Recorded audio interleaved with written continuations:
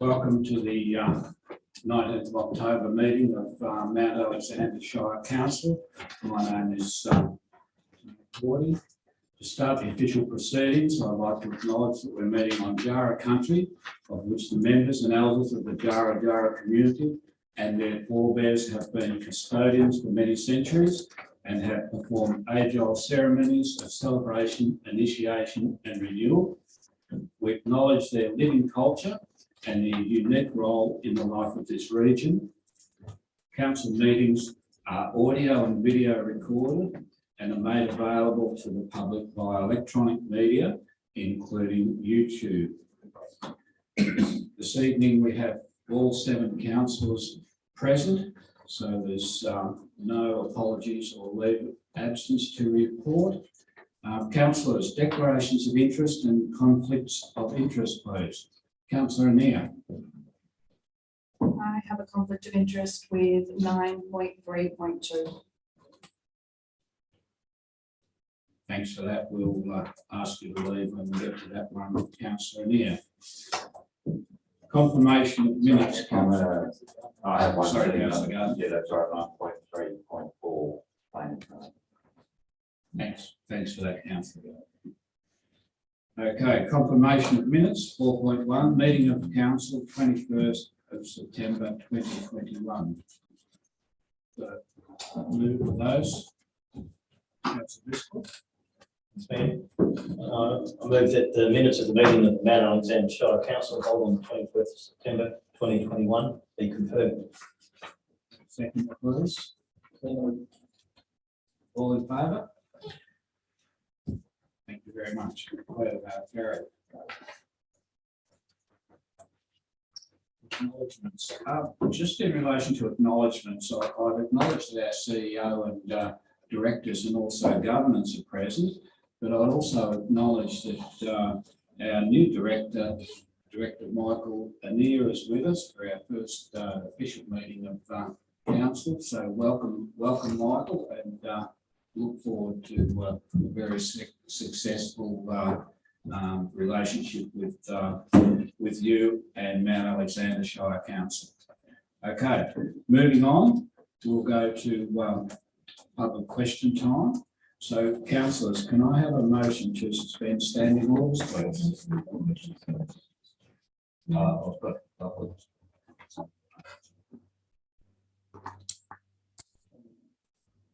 Yes, so all in favour? So we've moved Councillor McClure, seconded Councillor Maltby. So we suspend standing orders, and we've got two written questions, so we'll deal with those first. Councillor McClure, would you like to read the one from Diane Linton, please? Thank you, Mayor. Still waiting to receive a notice new regulations for cat and dog ownership, which will include notification to dog owners to pick up their animals' excrement. I was told many months ago that all pet owners would be contacted. It would be good if council could provide more dispensers for poo bags. There should be at least one at all entrances to all parks. The only one I have seen is at the entrance to the off-lease dog park. Most people don't go there. I have brought to the attention of the service desk people 2 failings in the downpipe plumbing at the new Wesley Hill football netball rooms this year, as well as seals on the netball courts breaking down. It may be worthwhile someone doing a check on the workmanship there, as the contractors obviously were not up to scratch. The spoon drain at the entrance to the off-road car park at Wesley Hill Sporting Complex is blocked solid with grass growing out of it. I've complained twice about it. When is somebody going to do some maintenance there? Regards, Diane Rapay. Thanks for that, Councillor McClure. CEO, there's a bit of a mixed bag there, so Director Anea will handle it. Over to you, Director Anea. Thank you, Mayor Cordy. I thank Ms. Linton for her submission and interest in community facilities within the Shire. In response to the first question, the domestic animal management plan relating to the confinement of animals and other matters will be tabled at the November 2021 council meeting. All of those who made submissions will be notified when this occurs. The domestic animal management plan includes a range of initiatives to educate dog and cat owners about their responsibilities under both the Domestic Animals Act and council local laws. In relation to the dog waste bags, I report council has installed 22 dispensers across Mount Alexander Shire. This includes a new dispenser which was installed last month in Hargrave Street, Castlemaine. New dispensers are added based on feedback from the community and the observations of council staff as to where they may be beneficial. In regards to the concerns raised at the Wesley Hill Sporting Complex, works have been undertaken to remove the grass blocking the spoon drain. Additional maintenance issues were identified during the removal of the grass related to the car park surface and nearby pathway, which have been listed for action. The damage to the downlights on the football and netball club rooms is partially complete, with additional work scheduled for repair in the future. And lastly, Mayor Gordon, the council is working to address the issues identified with the corking of the netball court. This is a complex issue to rectify, and a suitable solution has been identified, and a trial has commenced last week. Thank you. Thanks for that, Director Anir. Welcome to local government. Thanks very much to Diane Fraith Linton. Not sure about the pronunciation. Okay, so we'll move on. The second one we've got is from Sally Captain, and Councillor Anir is offered to read this one for us. The CEO and the Acting Director of Development and Infrastructure was sent a letter on 27 September 2021 about the private verge development on public land in a heritage precinct at 37 Farnsworth Street. Why has this letter not been acknowledged and certainly not answered? I've totally lost faith in this council's ability to engage with concerned residents. For 19 months, council has avoided answering legitimate questions about an illegal development. This development has compromised the heritage value of the area, which is in breach of the Heritage Act. My question is, why? Thanks for that, Councillor Anir. Director Anir, and I'll just mention for the benefit of the public, is not related, so it's just a coincidence. So Director Anir, can you respond to the question? Thank you. Thank you, Mayor Gordon. I thank Ms. Captain for her question and submission. I acknowledge the response to the letter dated the 27th of September from the Farnsworth Street residents group raising concerns related to the works undertaken on the public bridge in front of 37 Farnsworth Street is outstanding. This will be actions within the coming week. I confirm Council has finalised its investigation and directions have been communicated to the resident of 37 Farnsworth Street in relation to this matter. Thanks for that, and thank you to Sally Captain and also Councillor Anir. Thank you. Okay, so does anyone in the gallery wish to ask us a question this evening? You come up to the lectern and state your name and ask a question, and you have 3 minutes. Thank you. You take the mask off, Jacqueline. Thank you, Mayor. Thank you, councillors, CEO, and welcome to the new director, Mr. Anir. My name is Jacqueline Brody-Hands. I'm here in my capacity with Business Mount Alexander. I wish to speak to the council plan, which has been tabled and formally accepted tonight. Plans are very exciting and very essential to any growth and community development. They are, by their very nature, future focused. They're visionary, they're aspirational. They're also informed by past learnings and, in this case, key strategic documents. And the plan does outline a significant number of strategic documents, including a reconciliation plan, Plan Harcourt, which I was involved in developing, and a roadmap to carbon neutrality. It is unfortunate for the business community that there is no economic development strategy that informs this council plan. And the last one was done in 2012. The plan's also been the result of extensive consultation throughout the community, but there was little, if no consultation with the business community, and certainly not with Business Mount Alexander, nor with Malden Inc., not with Harcourt Progress Association, and not even with the Rotary Club of Castlemaine, notwithstanding that 3 key members of that organisation sit around the council table. So I believe this is a significant failure on the part of the well-intended, very well-meaning efforts to develop a responsive, reflective council plan. We also have some serious concerns about the objectives and strategies that are contained in the plan. There are many, many worthy motherhood statements and great aspirational objectives and strategies, and most overwhelmingly we support and commend them. But there are glaring absences of specific support for the business community. There are strategies that specifically address creative industries and the tourism sector. And as you would know, I work in these areas, I participate in these sectors, and I am a leader in both the creative and tourism industries. So I do commend council on the support and initiatives for those areas. However, the plan contains a breakdown, a snapshot, if you will, of our local industry, our local economy, and it identifies our 5 top industries, and they are, in percentage order, manufacturing, healthcare and social assistance, retail, public admin, and construction. They don't list creative industries and they don't list the tourism sector. Now, that may be an oversight or a misrepresentation of the data, but I'm concerned that the council plan, in its pillar to support the local economy, is targeting objectives towards 2 key areas, creative industries and the tourism sector, at the expense of the broader business community.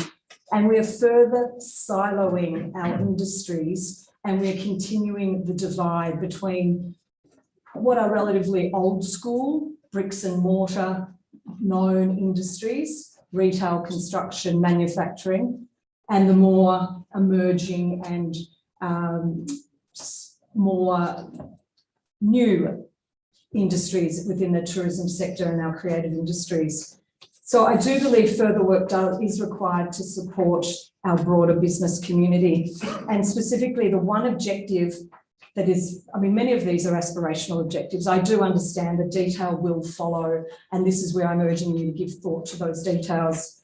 There is an objective to support the business community to work together. If I didn't know better, I would think that that was Business Mount Alexander's vision statement. There is no key step or identified objective as to how council intend to support the business community to work together. But I would urge you to continue to open the dialogue and support the existing mechanisms, such as those presented by Business Mount Alexander, so that we can partner with council to achieve this objective and support the business community to work together. Thank you for your time. Thanks for your submission, Jacqueline. Director Knight, would you like to respond or take that on notice? Thank you, Mayor Cordy. Happy to respond in part. There's a lot in that, Jacqueline, so I should post to something, but I might just, yeah, that's okay, Jacqueline. Thank you. There's a lot in that, and I don't want to miss anything, but yeah, thank you so much for that feedback. With regards to the more granular detail, that's certainly, those opportunities are certainly available through the annual plan process. That then becomes on public record every quarter. There's certainly opportunity through that economic development strategy that you spoke about. So that doesn't sit within my directorate, so happy to take that on notice and get back to you. As far as the engagement activities, there was a far reach as to who within the entire Shire could get involved. There was extensive media, all the rest of it, but I certainly take on board your comment. Happy to talk further after today and take your queries on notice, even if you're able to provide that to me after tonight, and happy to share those questions right across the organisation for further updates. Thank you. Thanks for that Director Knight. Do we have any further questions from the floor this evening? Looks like that's a no. So, councillors, can we have a motion to resume standing orders, please? Move Councillor Maltby, seconded Councillor Henderson. All in favour?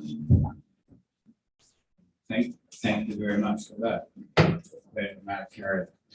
Okay, we'll move on with our agenda, councillors, and that brings us to 9.1.1, which is the 21-25 council plan and 21 to 2031.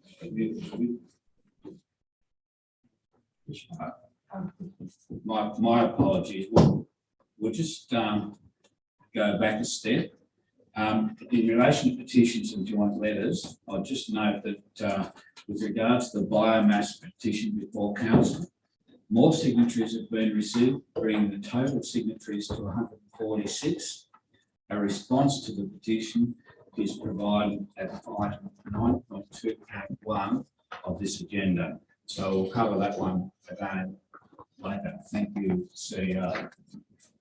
Okay, so moving on to 9.1.1, the council plan and the community vision. Councillor Henderson, would you like to talk to the plan, introduce this item for us? Thank you, Mayor. So, councillors, there is a recommendation of we are proposed that we adopt tonight the 2021-2025 council plan and 2021-2031 community vision. This being 4-year council plan for this next 4 years, and also the first time ever our community vision. Really required by the Local Government Act 2020 to prepare a council plan every 4 years to outline the principles, pillars, objectives, and strategies that will be achieved. And also, we must prepare a 10-year community vision. This is a new thing, and we've had a lot of input to both of these. Both of these have to be adopted before the 31st of October. So this is our chance to do so. And speak further, or I can do that later. I need a second. Thanks, Zach. So you're moving the Yeah, I'm sorry. motion. I was meant to introduce it, but I sort of moved the motion at the same time.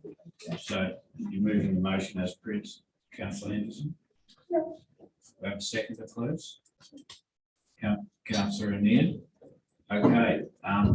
Any objection to that? Any opposition?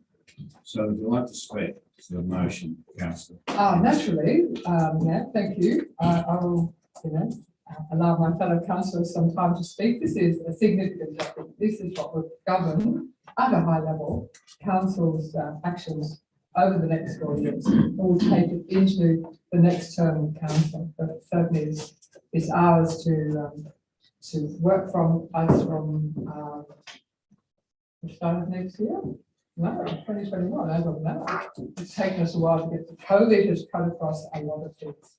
So we didn't put it together in isolation by any means. Those days are gone.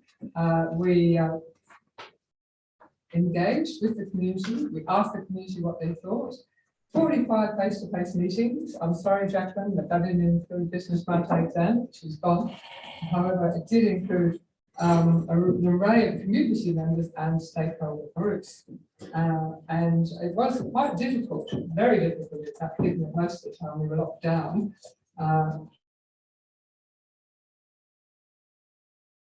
With COVID restrictions, so a lot of Zoom, and I think it's full credit to our staff that they've managed to bring so many people's ideas and feedback to go into this council plan. It doesn't come out of thin air. Obviously, council has a requirement to do an awful lot of things, and they will continue regardless. However, this sets the tone, sets the main guidelines of what's important to the council. It's got 3 principles. We're engaging genuinely with the community. And number 1, we will develop a deliberative engagement strategy. This will be something new. Deliberative engagement, it's a much thrown around term at the moment, but it is something new. And I'm looking forward to that process happening in the not too distant future, maybe for the first time when we actually ask the community what they think about the complex challenge of climate change. and how to guide our actions in that regard. We've also, the principle we're always improving, and the third one is that we're delivering together. They're going to guide three pillars. The first one is a healthy, connected and inclusive community. And with 4 objectives under it. Second pillar is a flourishing environment for nature and people, with 4 objectives underneath that. And then, 5. And then the third one is a resilient and growing local economy, which, yes, has a focus on tourism and events to a certain extent. But obviously, one of the big ones I can see here is secure funding for a Bendigo regional 100 gigabyte project. It's going to be a partner in that. That's pretty important because an awful lot of business activities these days. And so, councillors, I know you've all been reading this. It's at your bedside table. You've been going through it the last week, and we're all very excited about it. However, I would like to take the opportunity to read the community vision, because this is a new one, and I think it's pretty good. It's had a lot of work going into this, a lot of people's ideas, a lot of putting it in the pot, boiling it up, and coming out with. This is what the community's vision is for the next 10 years. In 2031, our community is connected to each other and comes together to build and celebrate an inclusive, creative time. We are a healthy community that values the natural beauty of the Jara country we live on. We know that preserving our natural environment means living sustainably and caring for the country. We are protecting our shire from the threat of climate change by working together at the local level. We are a welcoming community where everybody has access to services and supports and opportunities for housing, education, employment, and creative and social pursuits. What a grand vision. We're known as a vibrant place which draws upon its creative spirit and shared heritage. And finally, we're building a place where everyone can enjoy the beauty, history, and friendliness of the Shire. Thank you. Thanks for that, Councillor Henderson. Councillors, would anyone else like to speak about the council plan? Councillor Neer. Thank you, Mayor. Christine took a lot of what I wanted to say, but I was just going to say exactly the same thing. I think the amount of engagement that was required to develop both the council plan and the community vision was quite staggering, and it was really lovely to see how engaged the community was. Some of my favourite bits were all seeing the primary school students at Winners Flat to fill out the little postcards with their aspirations for what they wanted the Shire to be like in 10 years, which is a big deal for them because these are, 6-year-olds. They'll be 16 then. It's a big difference. So getting them to think about stuff like that was really cool, and I enjoyed it a lot. I think it's a really great plan. I've seen it in lots of forms, and I think everyone involved should be incredibly proud with how it's come out. Some of the strategies that jump out for me, some of the things that we're going to do, I'll just go through a few.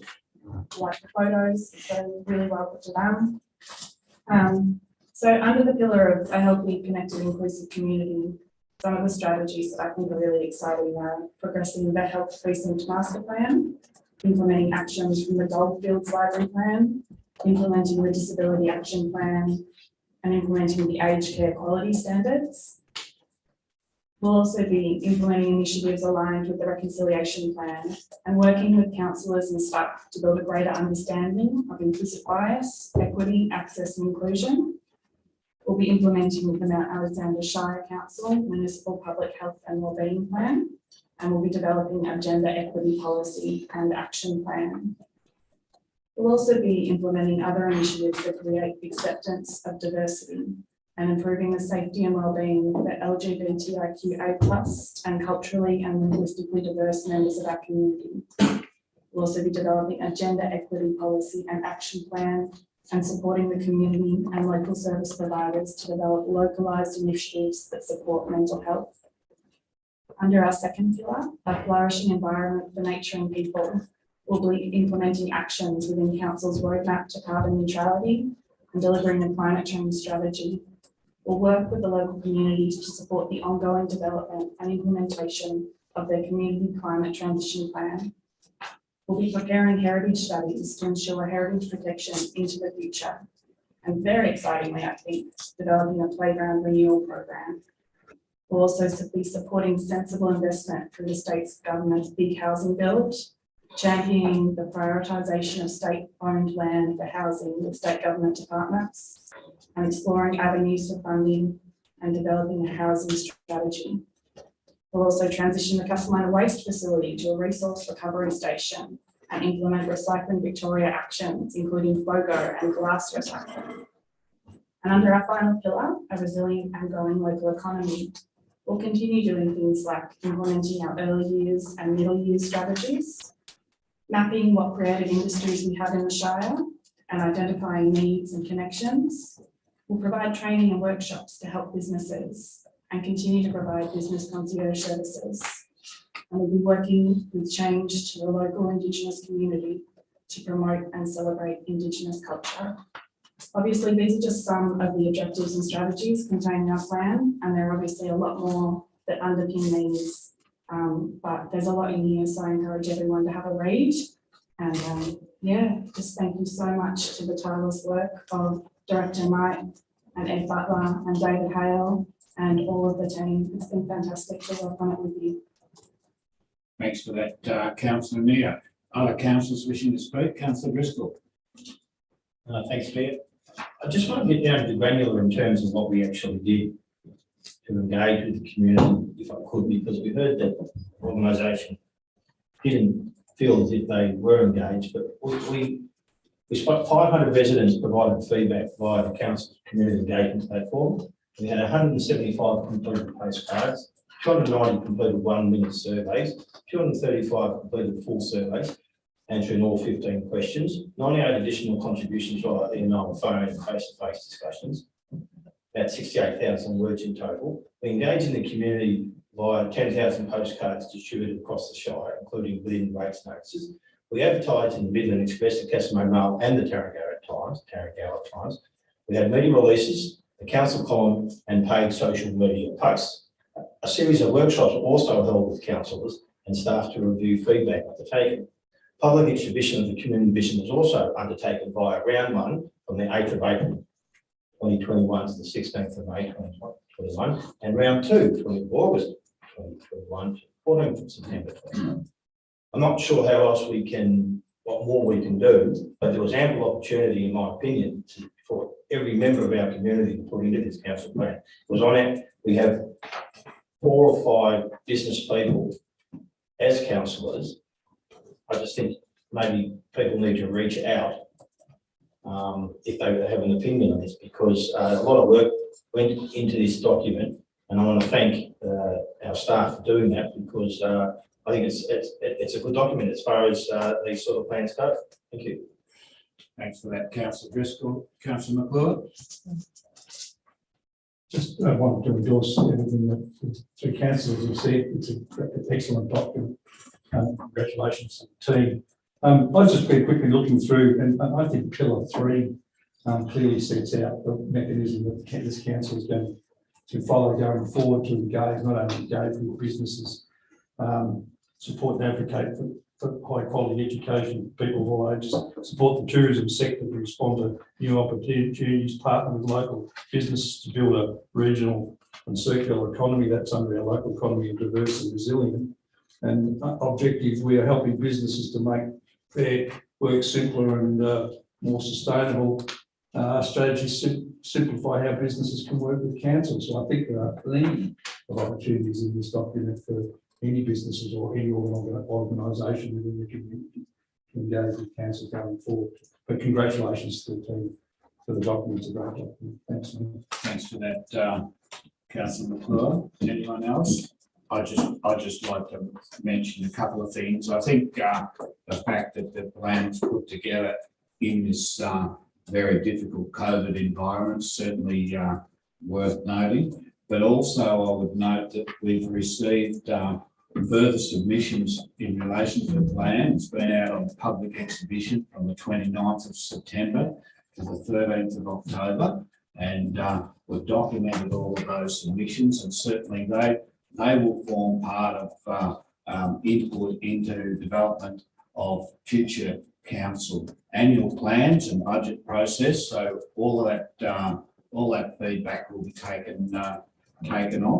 But also and I know it's been mentioned before, but I'd like to in particular thank Director Knight and Ed Butler for their tireless work in pulling this together.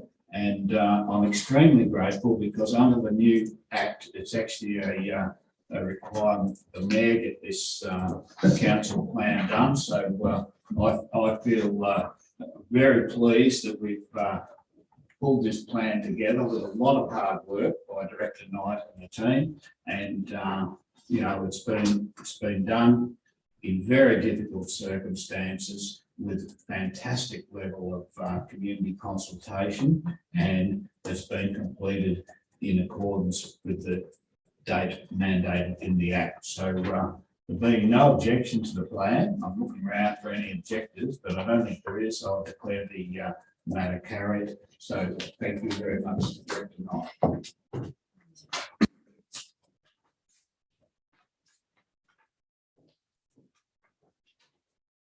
Okay, we'll move on to another substantial piece of work, which is 9.1.2 on your agenda, and it's a municipal public health and wellbeing plan 2021 to 2025. Councillor O'Neill, would you like to introduce this item? Thank you, Mayor. This is another significant piece of work. As per the mandated state government requirement, the draft 2021 to 2025 municipal public health and wellbeing plan has been collated for review and consideration by council.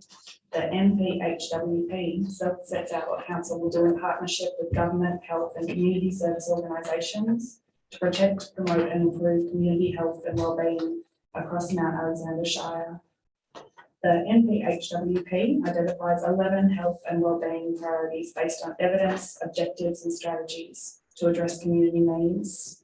From the priorities set by the state government public health and wellbeing plan, the following health and wellbeing priorities were identified. 1, tackling climate change and its impact on health. 2, reducing injury. 3, preventing all forms of violence. 4, increasing healthy eating. 5, decreasing the risk of drug-resistant infections in the community. 6, increasing active living. 7, improving mental wellbeing. 8, improving sexual and reproductive health. 9, reducing tobacco-related harm. And 10, reducing harmful alcohol and drug use.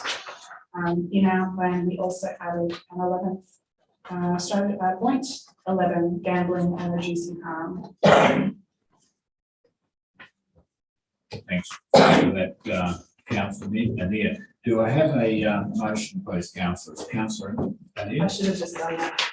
I move that council adopts the municipal public health and wellbeing plan 2021 to 2025.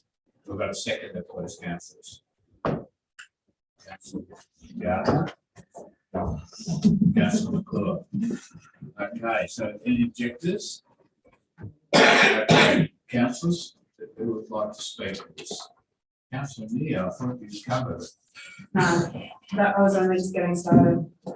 So we've got 11 points in our public health and wellbeing plan. The 4 first ones are the ones that were most prioritised. They're the factors of being overweight and obese, having an unhealthy diet, being physically inactive and using tobacco. And these cause tens of thousands of premature deaths per year and years lived in poor health. So health is not just what we think of it often. Health is not just the absence of infirmity and disease, but also a state of physical, mental and social well-being. And better health is central to human happiness and well-being. And I think that's something that we can all get behind. So our plan has the 11 points that I read out before. 10 were highlighted as priorities by the state government's Victorian Public Health and Wellbeing Plan. And we added an 11th point, which I think really highlights how seriously we're taking the health and wellbeing of our community.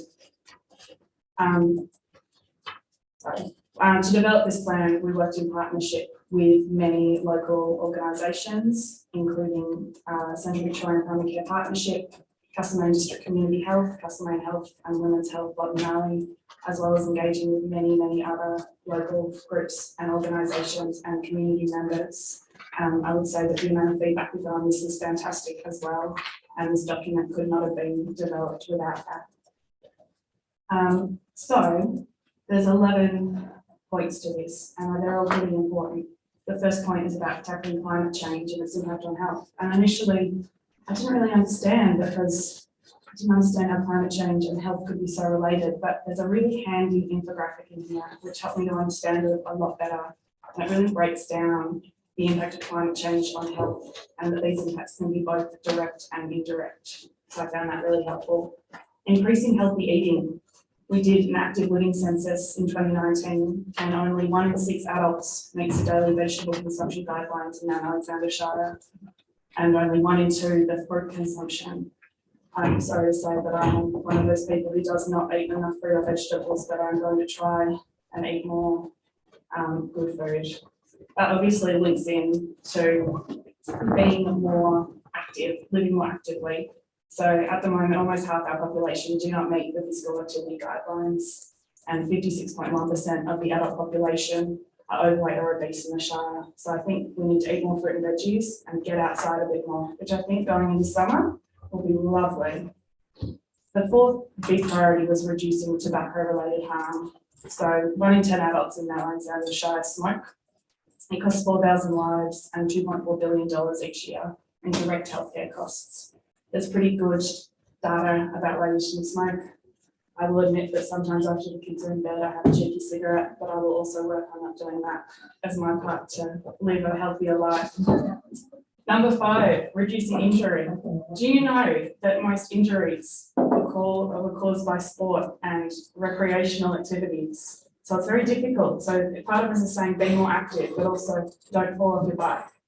Another really high concern is the use of ladders around the home.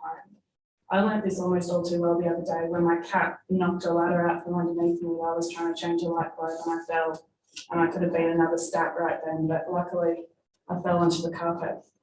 One of the really lovely strategies under reducing injury is explore opportunities for the installation of a seniors exercise park within the Shire with equity, inclusion and access underpinning design.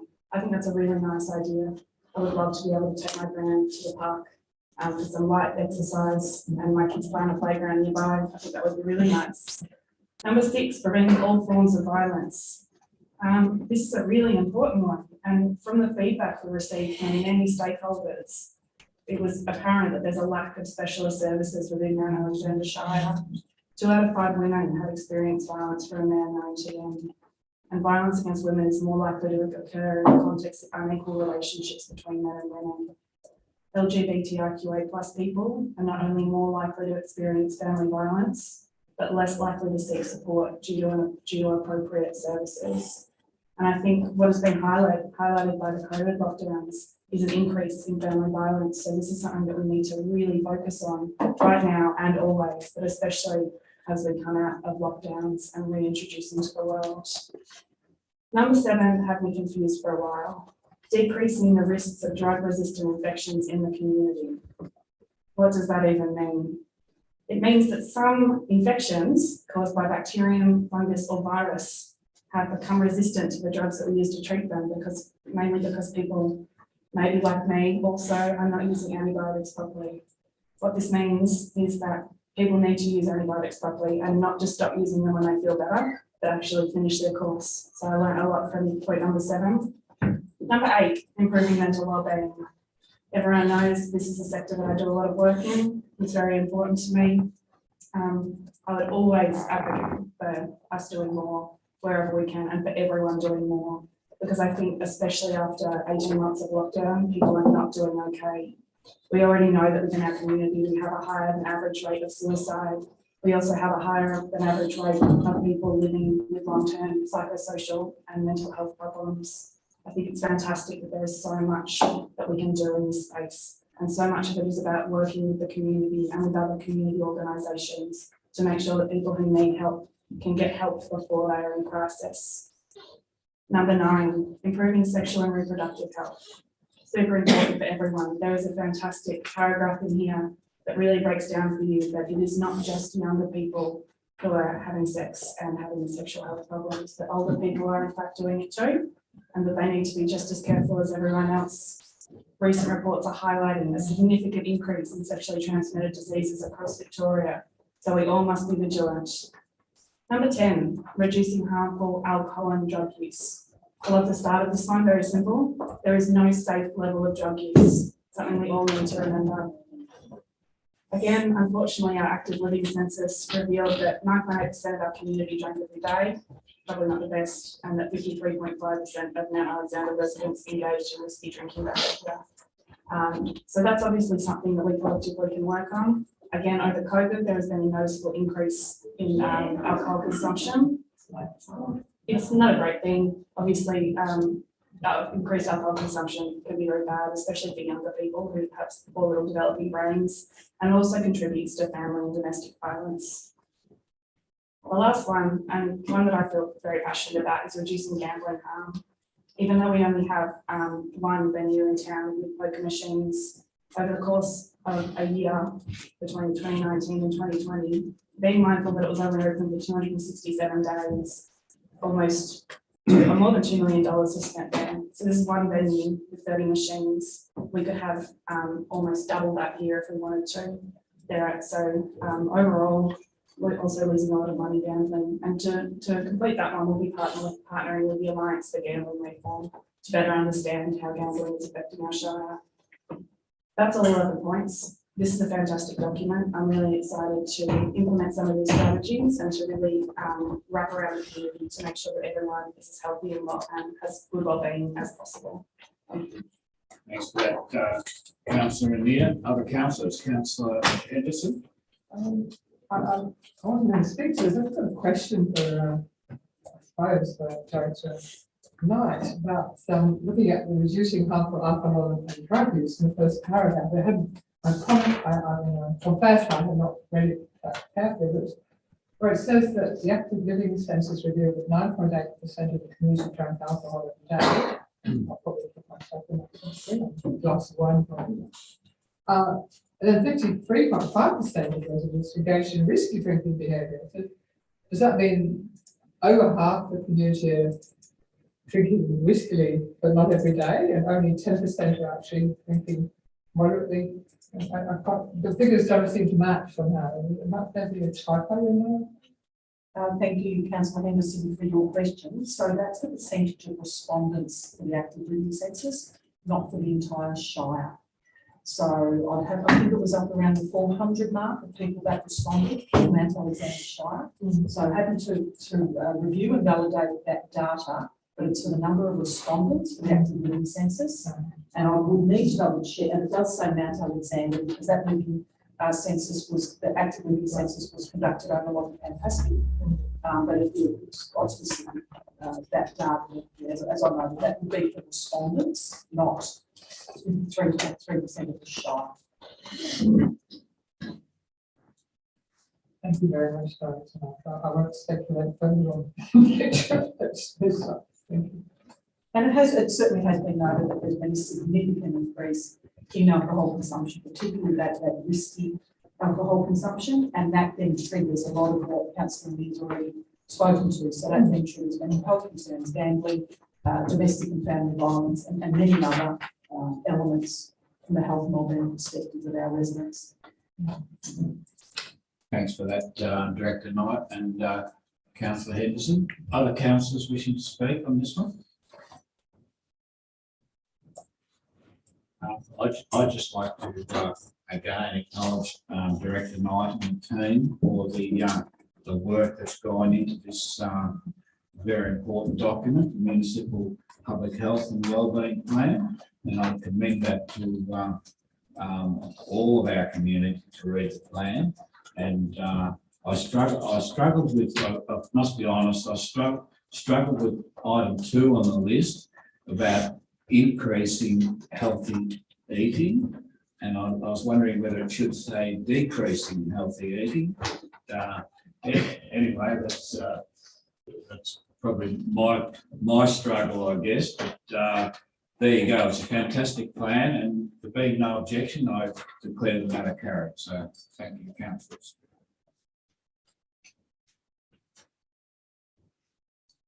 Okay, we'll move on to 9.1.3, which is our 2021 to 2031 financial plan, and I'll call on councillor McClure to introduce this item. It's me, actually. Good change. We changed. Councillor Gardner. Thank you. So before us, we have the 10-year financial plan for the period 2021 to 2030. It details the financial resources required to do the activities the council proposes to undertake over the short, medium and long term. The plan will guide future strategies and actions of council, ensure that the organisations continue to operate in a financially sustainable manner. The plan has been developed using prudent financial sustainability assumptions and guidelines. Plan for long-term financial sustainability to ensure that council will remain viable in the medium to long term. Council can reliably deliver the works and services required by our community. Our assets are maintained at appropriate levels and are renewed, upgraded or replaced as planned. And current ratepayers are funding the works and services they consume now and are not burdened by future ratepayers. And I recommend the adoption of this plan to my fellow councillors. Thanks for that. I'm going to second it. So councillor Maltby. Okay, would anyone else like to talk to the plan? I was just briefly talk to it. Obviously, funding process in your plan. Obviously, there's been a lot of work by Director Knight and her team. It seems to be Director Knight. Obviously, there's been a lot of work done by Cameron and Robin getting this and then working with councillors. To me, a couple of things I just want to highlight. One, coming out of COVID, council is in a good financial position, which I think is a really good thing to see. The going forward at this stage is forecast number of surpluses. We're not necessarily looking at drawing down any debt, meeting our obligations, and also it's about maintaining our costs, but providing flexibility to deliver those services. And hopefully, the plan is to stay within the right rate cap.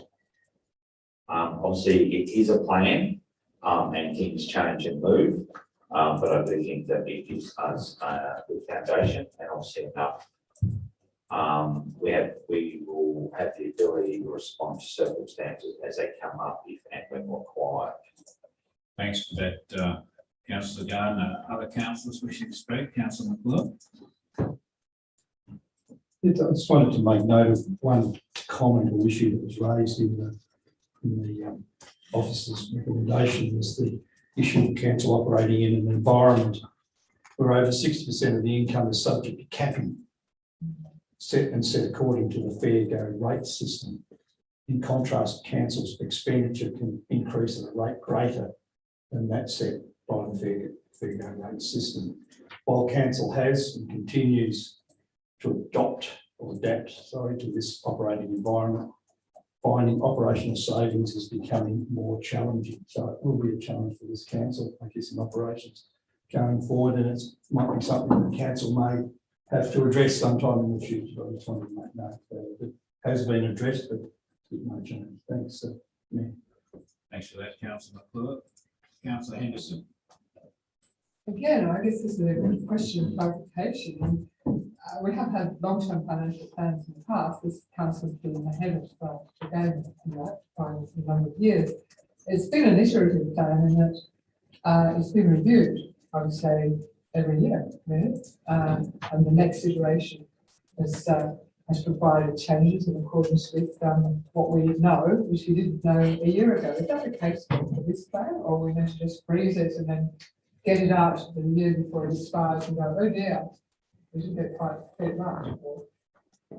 Thank you, Councillor Henderson, for your question. So yes, there is an annual review process. It's not a public process, but there's an annual review process to ensure But if there are any changes, so for example, if we were contemplating with borrowings, the council wanted to undertake that, then we could look at the financial plan and also look at the annual budget allocation in alignment with other strategies such as the council plan, community vision, health and wellbeing plan. So there's certainly an internal annual review process that will be undertaken to respond to existing and emerging needs. This is seen as a guide that may need to change in the 10-year duration of its time. Thank you.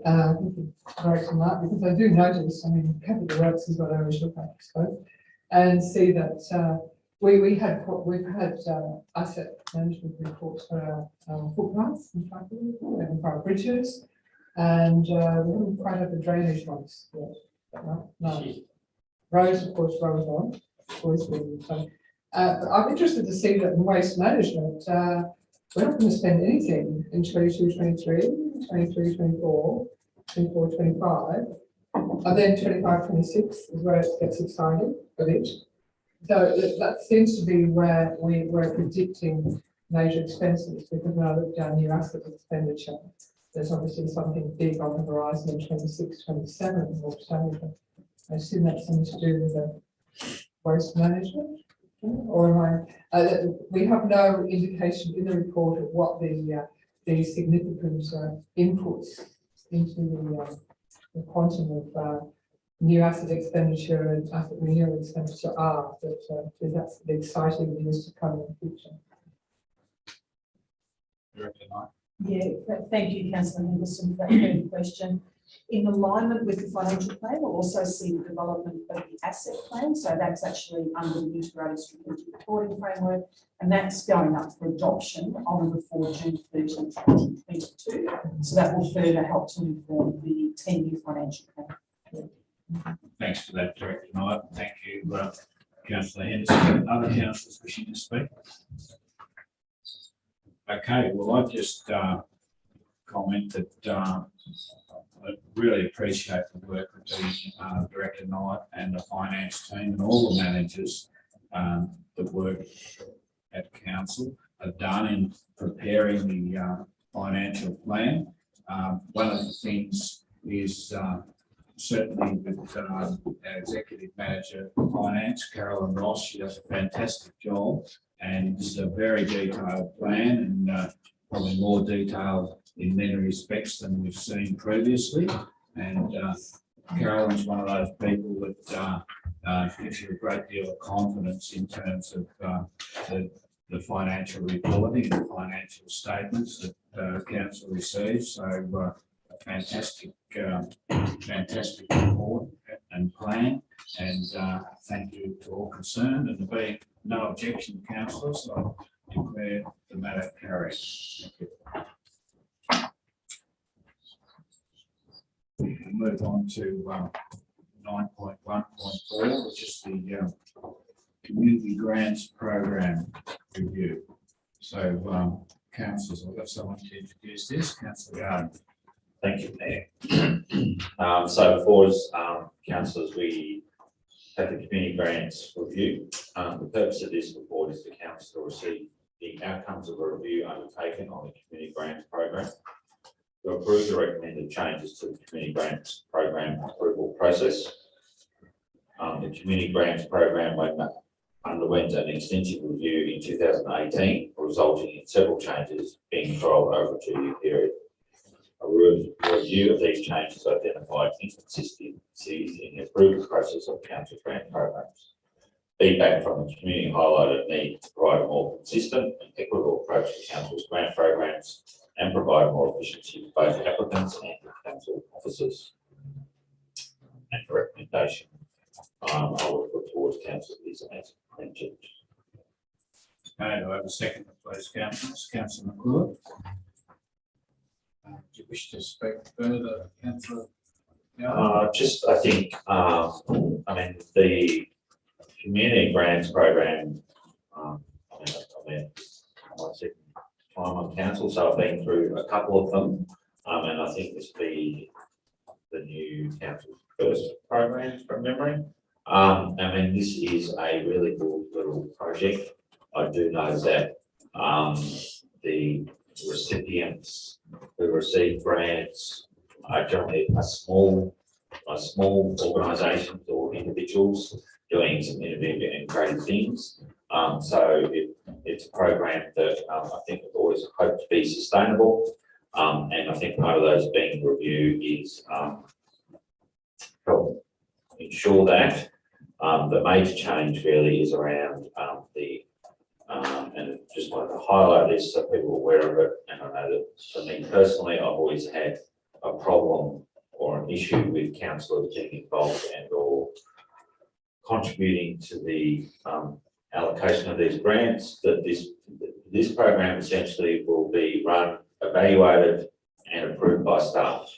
And obviously, as councillors will be briefed and told what's going on. But the process will be done openly and transparent. Yeah, so I think that's a good thing. Thanks for that, councillor Gardner. Other councillors wishing to speak on community grants, councillor Driscoll. Thanks, Mayor. This is a great program, and the only thing I want to say is that I found that the organised community groups kept coming back to the trough all the time. So I would just like to say that there's a whole bunch of other community organisations out there. They should have a crack at some of these grants because they tend not to. And I think that inertia sometimes can create issues. But I think other organisations should have to go with these when they come out because it's a great program. That's all.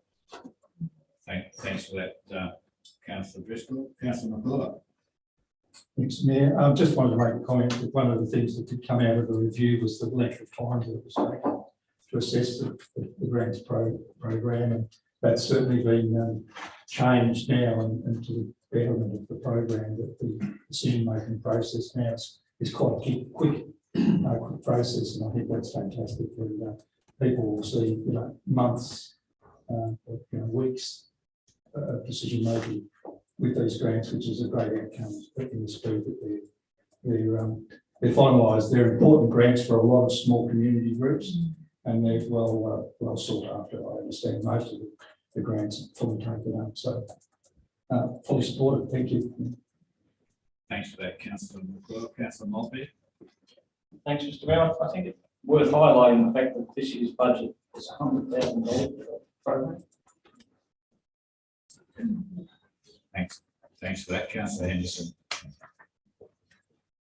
Thank you, Mayor.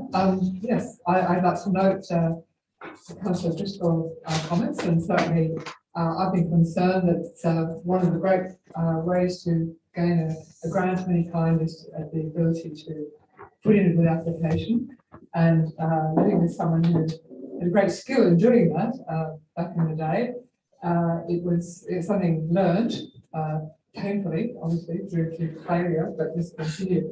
I think in many cases, people give up because, however, I believe, and I'm sure this is going to continue into the future, that our staff have been running workshops, sessions for people wishing to apply for community grants on how to go about it. And would that be correct? Yes, Councillor Henderson. What probably the biggest change has been is that there's been a significant alignment of the events programs. So when these community forums and sessions are held, we have all of the relevant staff attend that location. So if a community member is seeking a grant that's more of an events grant, yet they've turned up to the community grant session, we're now seeking to align that all of the relevant officers are available to talk to whichever grant opportunity or grant fund that the community are looking to apply for. Thank you. Good. So people are given advice on what they have to do in the application, what's important, what's not, and the kind of things like that. And that's what so much is about, isn't it? So yes, I agree support the program, and I think that the staff that we have working on this really know their stuff these days, and effective good outcome. Thank you. Thanks for that, councillor Henderson. Any further comments, councillors? Any objection to the motion before us? Being no objection, I declare the matter carried. Okay, we'll move on to 9.2.1, response to petition waste to energy. Councillor Henderson, would you like to talk to this one? Certainly, Mayor. The response to the petition was received, I think, by a total of 146 signatories over 2 rounds, with 2 times were sent, and the petition reads as follows. To Mount Alexander Shire Council, we, the undersigned residents and ratepayers of Mount Alexander Shire Council, formally request that Council follow the lead of the Australian Capital Territory Government and prohibit new facilities proposing thermal treatment of waste by means of incineration, gasification, pyrolysis, or variations of these for energy recovery, chemical transformation, volume reduction, or destruction in the Shire. And we have handwritten answers and then printed out, and on scrutiny, I have to say that all but a handful are, according to their addresses, ratepayers and, residents of the Shire. So, councillors, we have a response now to this petition, and that's what's before us now. Thanks for that, Councillor Henderson. So we've got a recommendation, Council, so a motion. So moved as printed by Councillor Henderson. We've got a second. Councillor Gardner. No, do you wish to speak to Councillor Henderson? I think it's important to note that these people are obviously very concerned about what has been widely publicised as a proposed biomass plant, bioenergy plant in the Shire. Council's involvement will come once we have a planning permit application before us. However, that is not the case at the moment. I think they're trying to get ahead of the game and ensure that it's impossible for it to happen because council will have already decided that it's a pivotal item.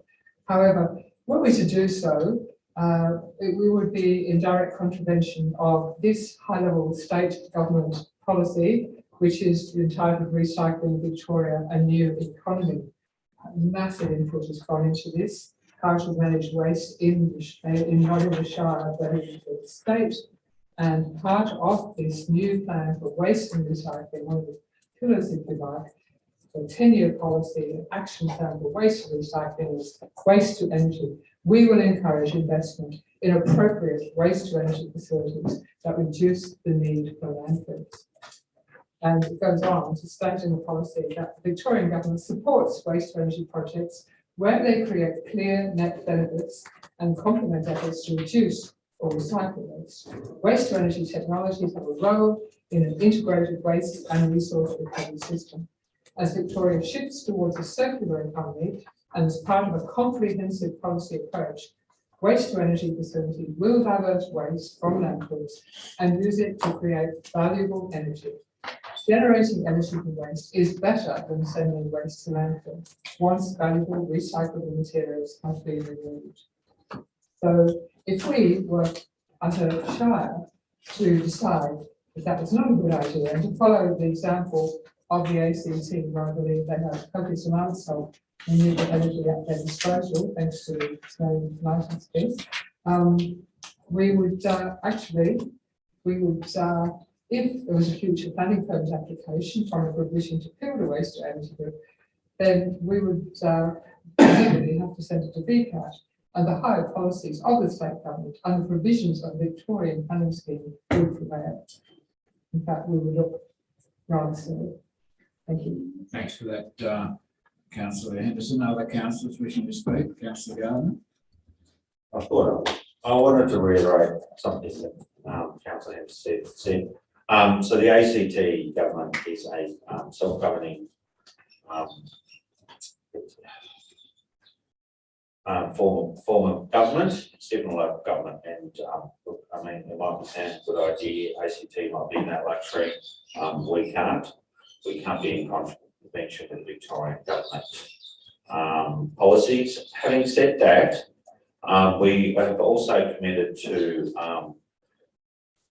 zero emissions, and obviously waste is one of our big emitters of carbon, and at no point do I believe we should be just knocking something out based upon a maybe that may or may not happen, because the reality is we actually don't know what the proposal is. We haven't seen it.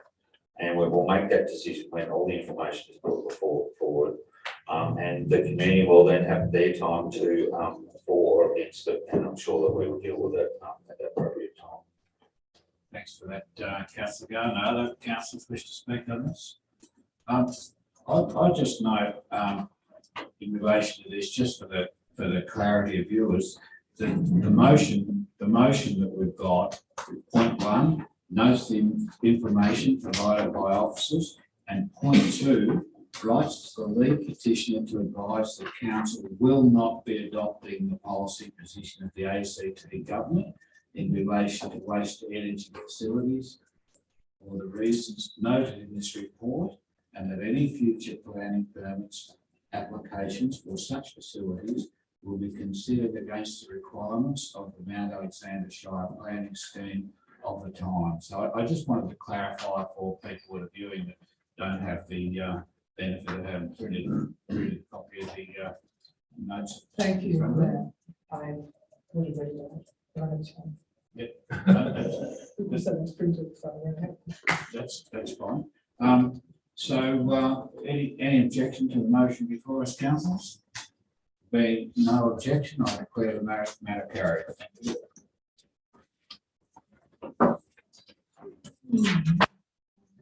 Okay, we're going to move on to 9.3.1.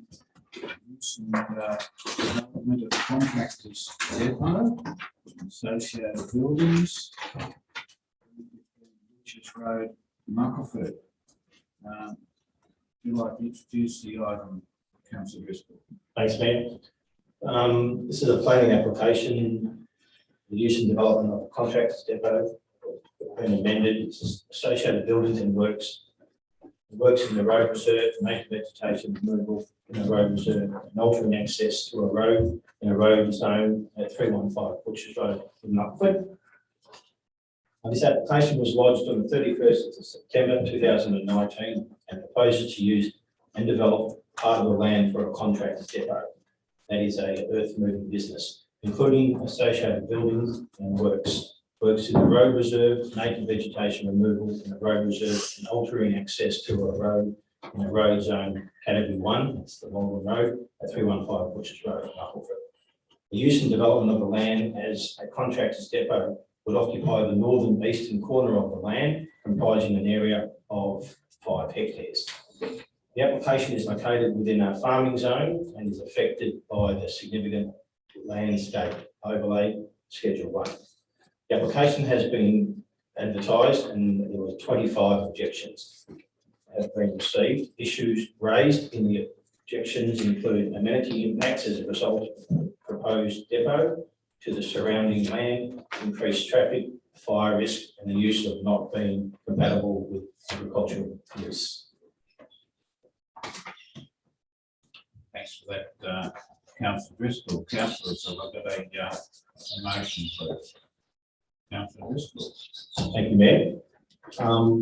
The motion is that council issues a notice of refusal for a planning permit for the use and development of part of the land for a contractor's depot, earth moving business, including associated buildings and works, works in the road reserve, native vegetation removal in a road reserve, and altering access to a road in a road zone category 1, Malvern Road, at 315 Butchers Road, Muckleford, on the following grounds. 1. The proposed road design would adversely affect the safety and efficient operation of the Castlemaine Malvern Road at the intersection with Butchers Road. 2.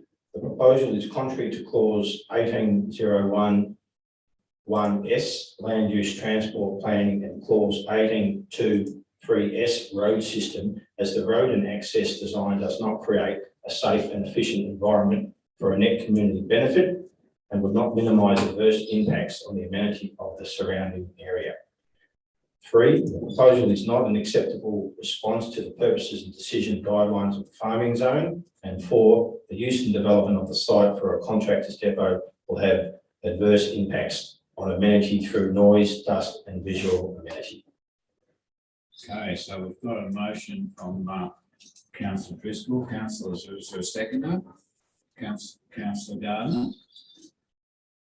Okay. I think we might have some opposition to that, so if you want to speak to your motion further, councillor Driscoll. Yes, Mayor, thank you. The Marpleford Valley is a picturesque area surrounded by a connected and supportive farming community. People live in this area for the tranquility and peace that it offers. The planning scheme, the truck depot, is an innominate permit required use, which affords all councillors the ability to determine if this use is suitable within the farming zone. I understand there have been 25 local objectors. While some would say this is the entire cohort of Muckleford, we do have a larger population than that, but this number represents a significant percentage of objectors from our small community. Many of the neighbours surrounding the applicant are objectors, including the local CFA, members of the CFA and their captain. Visitors driving between Castlemaine and Malden, many of whom are unfamiliar with the road, speed along this stretch, leaving a trail of wildlife scattered behind them and showing very limited understanding of driving to the hazardous conditions. There have been 4 tragic deaths on the Castlemaine-Malden road in recent years, and I can't see how large trucks pulling out of Butchers Road onto such a busy and dangerous road at the crest of a hill could be any more than a death trap. If I can help reduce this recipe for a catastrophe, I must in all good conscience. I will not have this blood on my hands.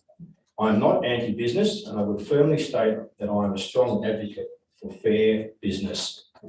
But in my role as a councillor, I must decide whether this proposal is compatible with existing adjoining and nearby land usage. Agricultural usage for consideration include whether development can support and enhance agricultural production, its effect on soil quality, or permanently remove land from agricultural production and its potential impact on the operation and expansion of adjoining and nearby agricultural land. I believe this truck depot in the centre of the charming Muckleford Valley farming zone will not support this, and I reiterate my strongest objection and darkest fears regarding this proposal. Thanks for that, councillor Driscoll. Councillor Gardner, do you wish to speak now or later? Actually, I'll speak later. Okay. Other councillors wishing to speak on this matter? Councillor McClure. Thank you, Mayor. I can't support this motion. I think this particular operator has been to hell and back with his application over a long period of time. When you sit down and look at the application and look at the amount of reports that he's had to produce for this application, I think 15 reports, planning reports, site and building plans, site inventory schedules, landscape plan and design advice, traffic impact assessment report and intersection design plan, which I might add to my learned colleague, were totally supported by the Department of Transport. So all the possibilities in regard to traffic issues with that corner have been addressed by the Department of Transport to the satisfaction of the planning officers. And I've had a lot of experience in this area, and I'm satisfied that the design that they've come up is adequate for that intersection. 7, agricultural assessment and tree protection management plan, acoustic plan, bushfire assessment, land capability assessment, stormwater management plan, land survey information, Aboriginal heritage advice, EPA buffers and licenses advice, and economic assessment. I haven't seen another report in the time that I've been in council that's had to provide such an exhaustive amount of reporting to the planning department. This Slingo family have been operating in Castlemaine. I think it's a second generation. It could go back longer than that. I'm not 100% sure. They're a well-established business in the town. They've been operating out of a temporary site in Campbell Street for some period of time, which is not satisfactory. It's in the middle of a residential area. The type of business that this operates is a lot of truck use, which means a lot of truck operations in and out of the town, early in the morning and later in the afternoon, one way, I mean, not all day, which is not what's been proposed in this planning application, I might add. But what I'm saying is that their current site is not suitable for their operation that they have in this town.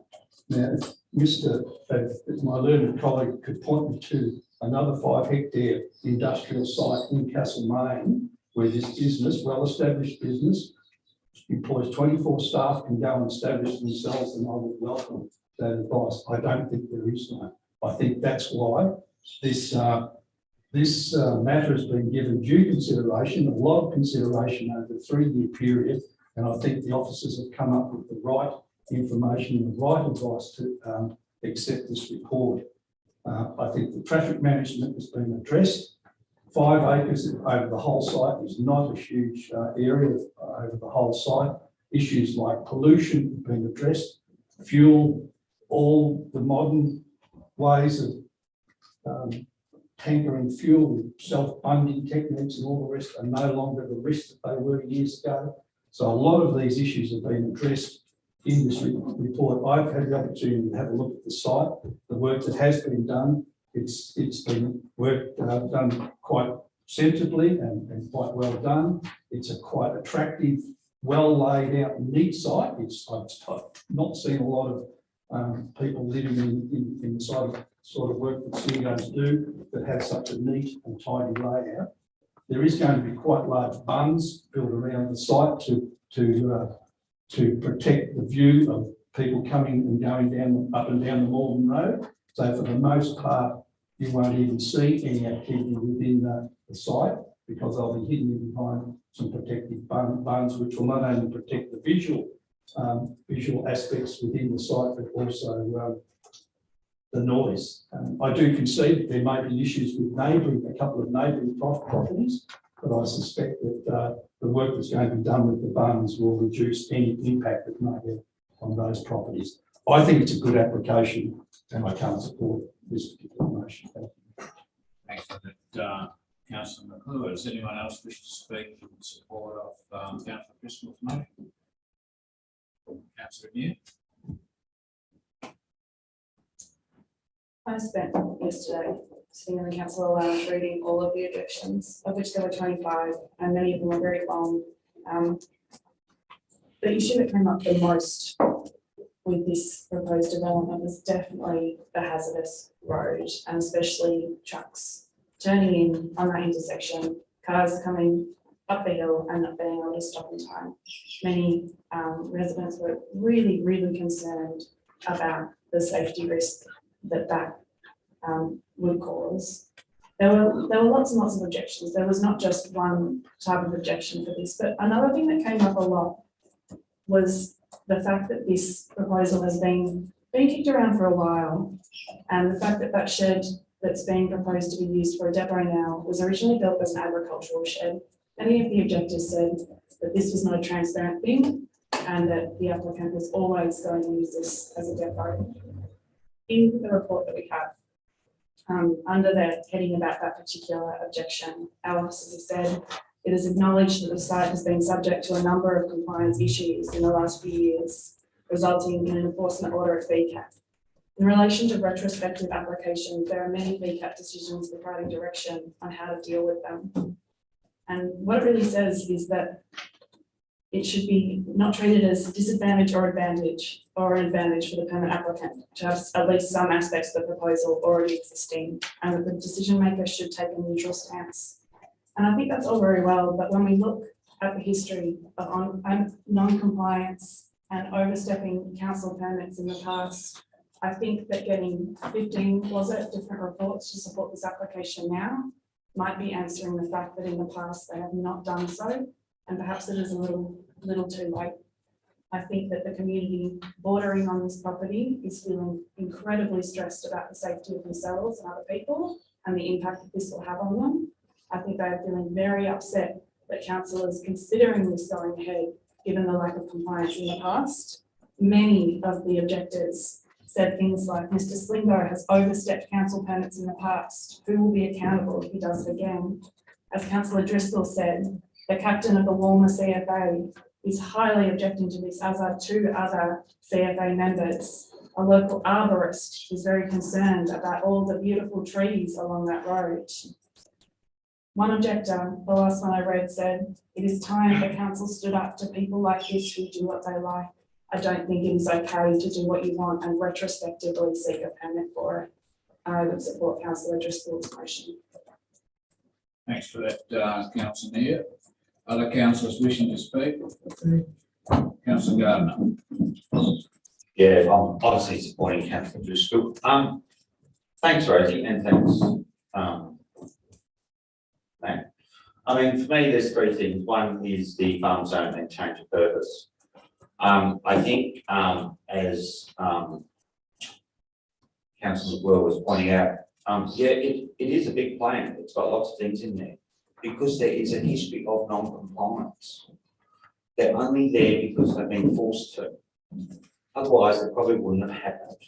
This shed, as Rosie pointed out, was put up at the farm, turns into a truck. Once this is up and approved, who knows what it'll become? I have no faith in the applicant that it will become this.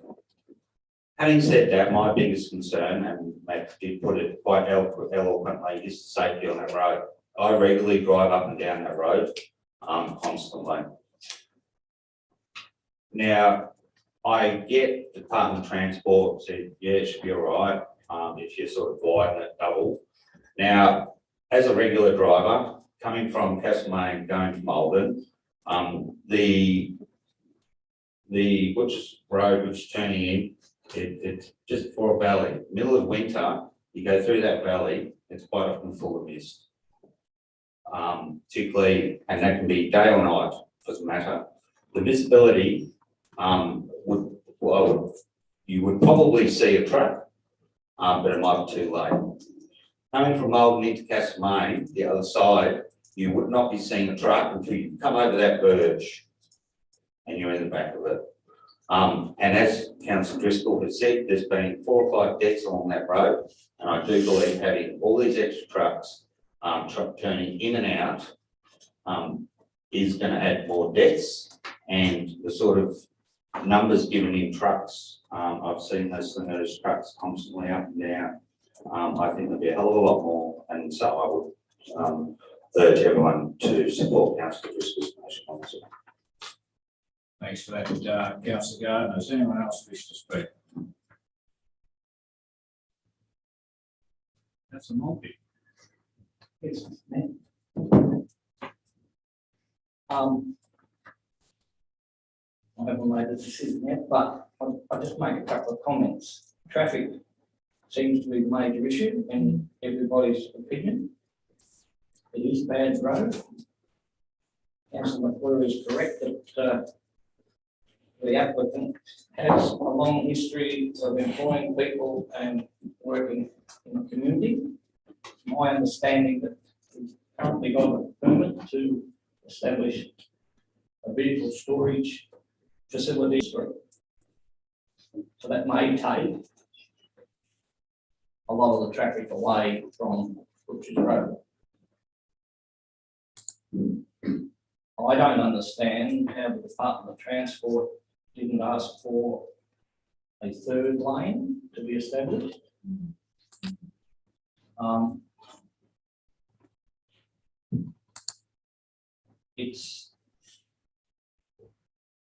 I will make a decision very shortly, but very shortly. But as I say, traffic is the major thing running through my head at the moment. Nobody, as Councillor Driscoll said, we all support business and nobody wants to stop business succeeding, but this location does have its issues. And the applicant, as I just said, has tried to take some of those issues away by establishing a visit strip. Councillor Anderson. Thank you, Councillor Motley. You sort of echo my level of indecision on this one. I acknowledge that this is a problematic site for 2 reasons. One is primarily, I think, is the traffic, the danger of the Butchers Road being at that critical point just over the hill as you're coming from Malden. And it's a hideous thought to think that somebody driving maybe without due attention to detail, such as a large yellow truck sitting in the middle of the road, could, while going very fast, could actually go into the back. It just seems too easy for that to happen. Yes, I acknowledge there's been a long history of non-compliance here, that the applicant has not endeared himself to the local community or given any level of confidence that the extensive conditions that are suggested by our planner in working through the conditions for approval of this, that would they actually be complied with? I know how difficult it is for our staff to constantly go to someone who has permission and say that you have to do this, but you have to do this, build those funds. It's always, yes, I'll do that later. And this applicant has a history of. However, I hear what Councillor McClure is saying, and yes, this is an important business in our shire. I'm wondering, and I guess it's a technical question, it might be a challenge for Director Anir at this stage, but we have conditions for approval given in the report on page 49 of mine, which includes clause 8 is from the Department of Transport. Now, I know these are a referral from the Department of Transport. Is there any opportunity for us to include something about a lane on the main road turning into Butcher's Road lane, or do we just have to send this back to the Department of Transport? How could these conditions be amended so that maybe Councillor Motley and I can feel our way to maybe supporting this by giving greater safety? And I acknowledge it would be significantly greater expense on the part of the applicant, but that would be probably nothing compared to what they have to do if they're starting in somewhere else. I made myself clear enough. I think I. Yeah, thanks, Councillor Henderson. Director Anir. Thank you, Councillor Henderson. I'd like to confirm that the Department of Transport, in considering the application, has noted two requirements. One is related to updating the native vegetation removal report before it's taken. And the second point is in their endorsement or their objection to the application, was the request to reduce the height of the existing embankment on the left side of Butcher's Road at the intersection of Castlemaine Road and Road to improve the sight line on the west of the intersection of entering the Castlemaine Road via Butcher's Road. So they have taken into consideration to some extent the sight line at the intersection in the intersection. I don't think it's going to satisfy on the one. Okay, I think we've gone as far as we can go. Councillor Bristol, have you got anything further to add? Or have you covered it? I just say that I agree with Councillor McCall when he said there are a lot of trucks usage in the current Elizabeth Street, the current site. And the other thing is that we don't have to determine where the applicant can go. We only have to, in terms of, Councillor McClure suggested where else within the Shire is there 5 acres. That's not what we have to determine today. We have to determine is the current location the fit for that. So I haven't taken that into account if there's any other opportunities in the Shire. That's just what's before me at this location. That's all. Okay, thanks for that. All right, so I think we've heard all angles on this. We have a recommendation there from our staff, which is a different motion to the one before us. So those in favour of Councillor Driscoll's motion, please raise your hand. Those against? You got it. And for or against, Councillor Holding? Councillor Henderson hasn't voted ever. Okay, let's do it again. All Councillor We Driscoll's don't have to motion. be for or against. Sorry? We can abstain.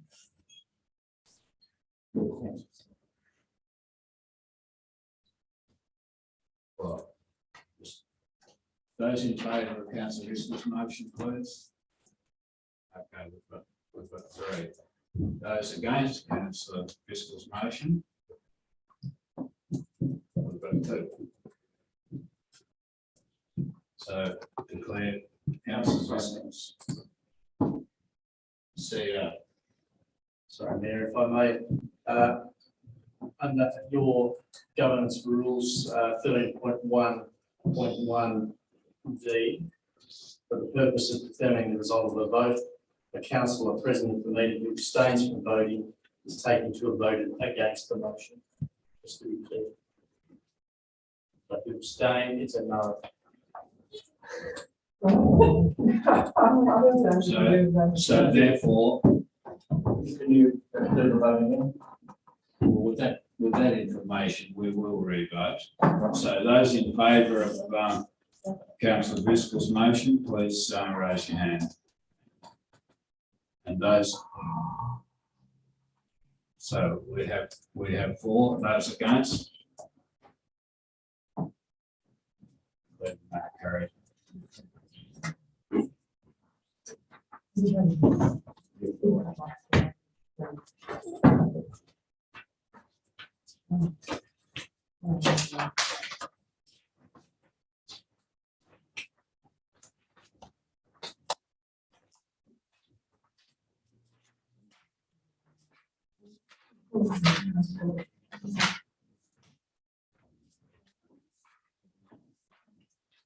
Councillors, before we move on, can you make sure you have your microphones on, speaking to the microphone? We're not picking up all the conversation. Okay, so we're moving on to 9.3.2, which is planning application 314/2020, the capital restaurant.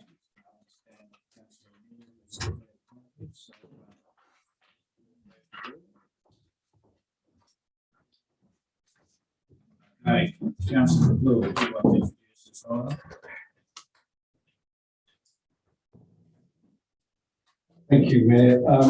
Council have received a planning application for the use of the land for a cafe restaurant and liquor licence at an existing cafe and art gallery, 325 Barker Street, Castlemaine.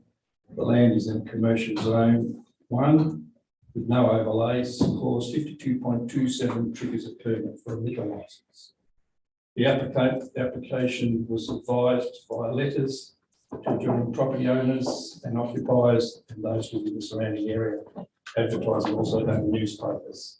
8 objections have been received, raising concerns about the impacts of liquor, licence on the amenity of the area, traffic and noise, having a licensed premises within a residential area and the proposed hours and days of operation for liquor consumption and serving. 121 letters of support have also been received.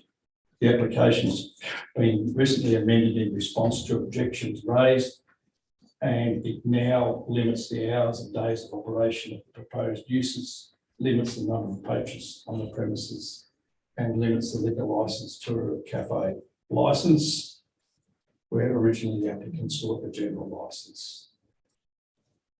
The amendment was advertised to objectors and 1 objection was withdrawn. Mr. Mayor, I would like to move the recommendation as printed. Okay, so we've got a second for the motion, please, Councillor Gardner. And would you like to speak to the motion, Councillor? Thank you, Mayor. Again, this is another application that's been well considered. I've spoken to the applicant a number of times. To his credit, this particular applicant had meetings with most of the objectors. I think they all met with him apart from 1. He managed to put together or cobble together a neighbourhood agreement, which agreed on certain matters in relation to this application, and he changed quite a number of changed his application and submitted a new application as a result of that meeting with the objectors. And it was basically around noise and liquor, use of liquor at night and so forth. So I think he's done a great job in getting the community together around him and amending his own application to suit what was generally agreed by the residents surrounding him. So I support the recommendation as printed. Thanks for that, councillor McLeod. Does anyone want to speak against the motion? I think so. I think so. Councillor Montfort? Let's talk now. No, My concern, and I'm glad that the application resulted in the applicant discussed the issue with the residents, particularly in Hunter Street. And the majority of them have seem to be happy. My concern is the Hunter Street dining park.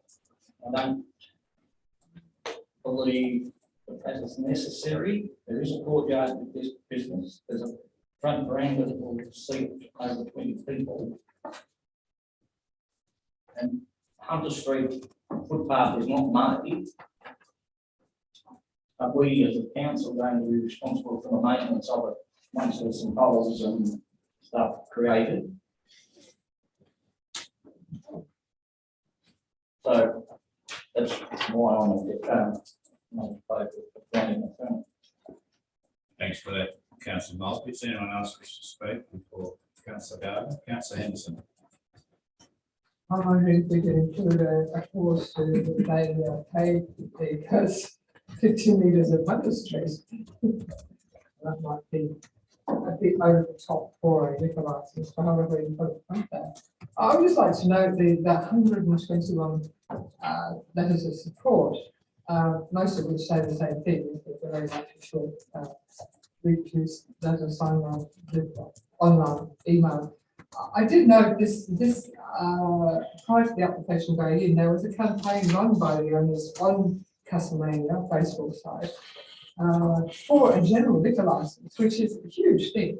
It was going to turn it into a pub and also a hot license, so takeaway liquor. And they were coming off the back of a very successful time when they had live music there during the Castlemania State Festival, I think, with bridge venue. Lots of people decided what a great place it was. And some of the neighbours were running scared, I think, thinking, oh my goodness me, is that what we're going to live with from now on? And I did feel it was a bit unfortunate the way that support was drummed up on Castlemania. As a neighbour, I would have felt quite intimidated to find that I was going to go against what a massive number of people thought was a terrific idea.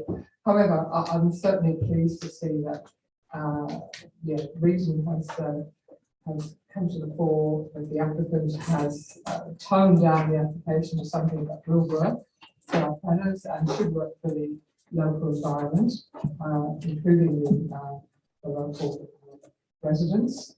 It's not a pub and it's not going to be a pub. They're basically serving alcohol with food, and that's fair enough. That's a good thing.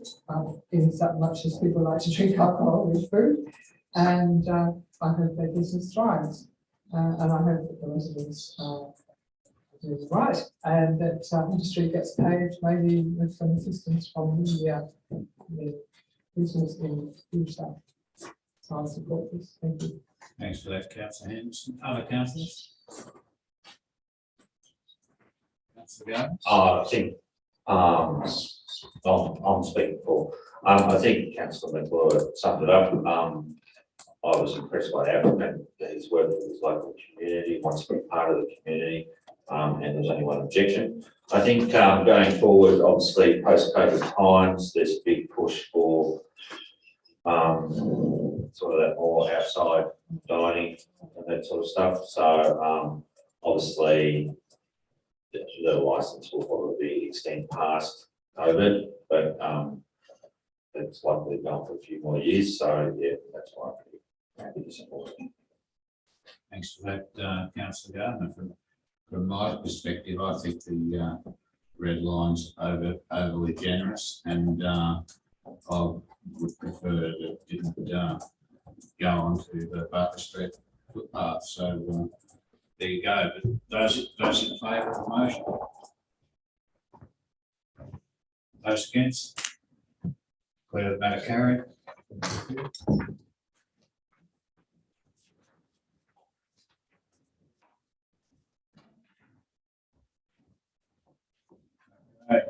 we'll move on to Rosie's coming in and I'm going now. 9.3.3, the SES share. Now, Oh, no, sorry. we've got a concept there. No, sorry. Councillor here.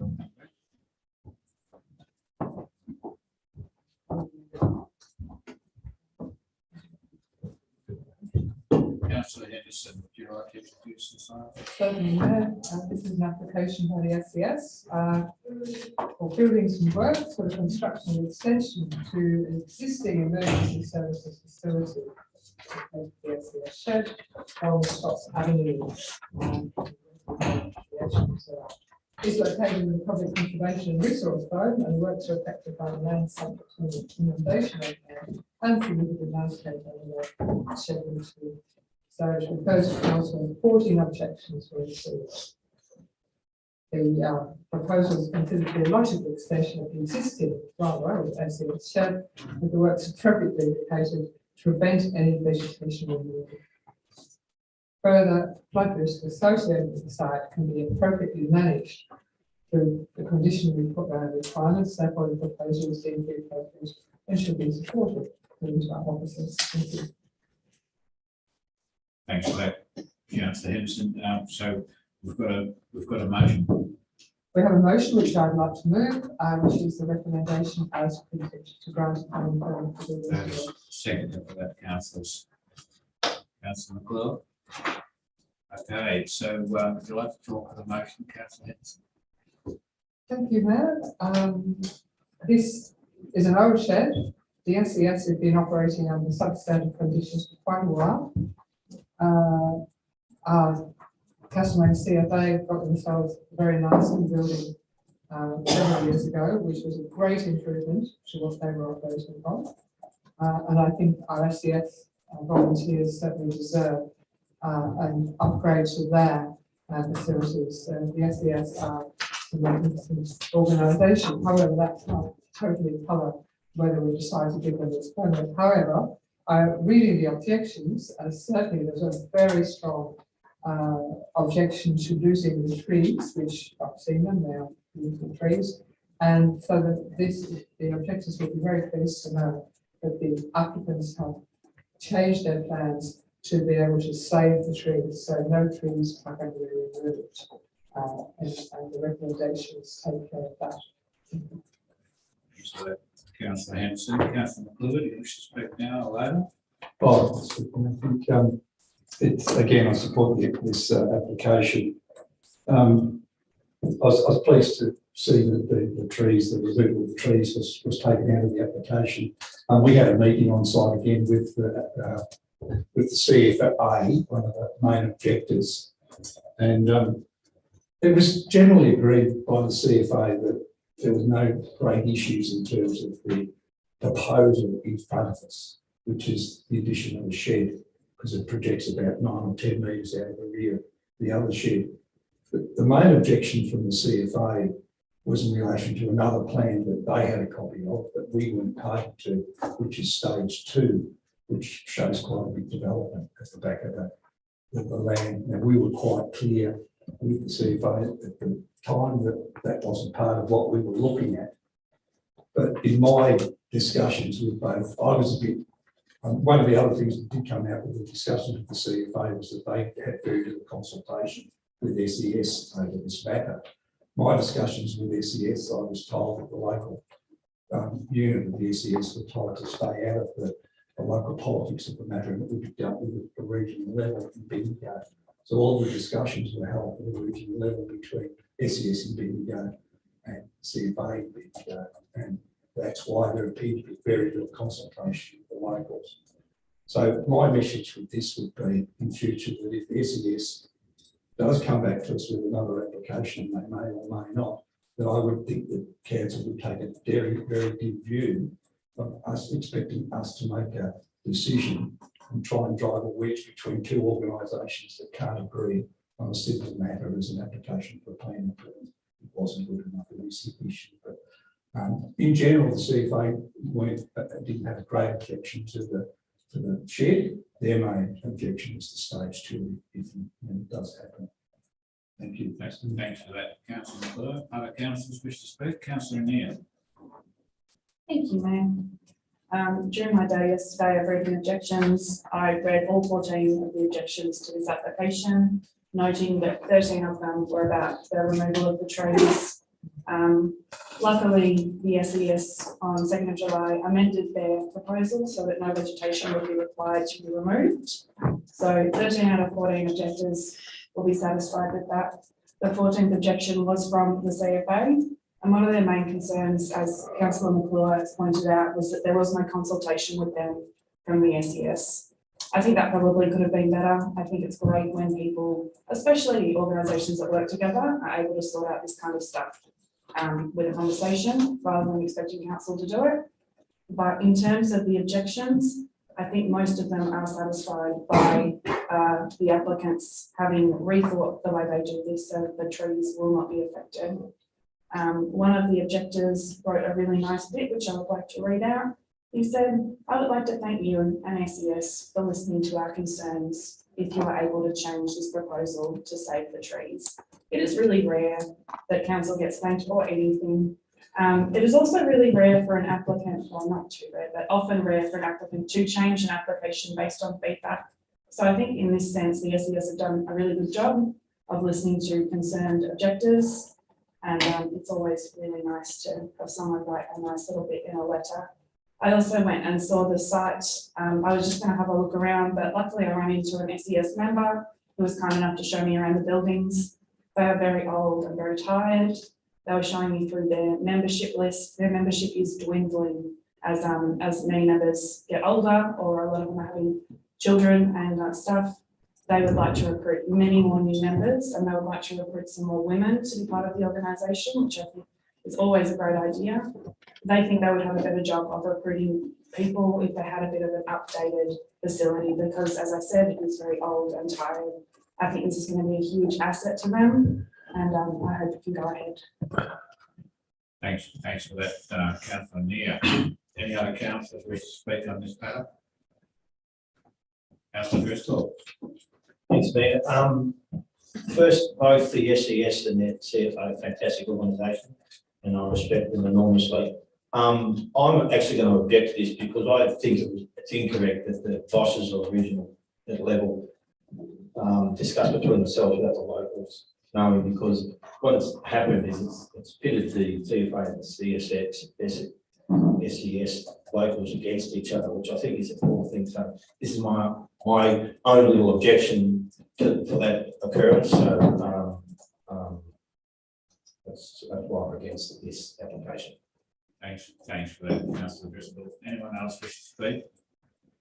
Okay, so the recommendation or the motion before us is to grant a permit for the new building. All those in favour? All those against? Declare the matter carried. Thank you very much.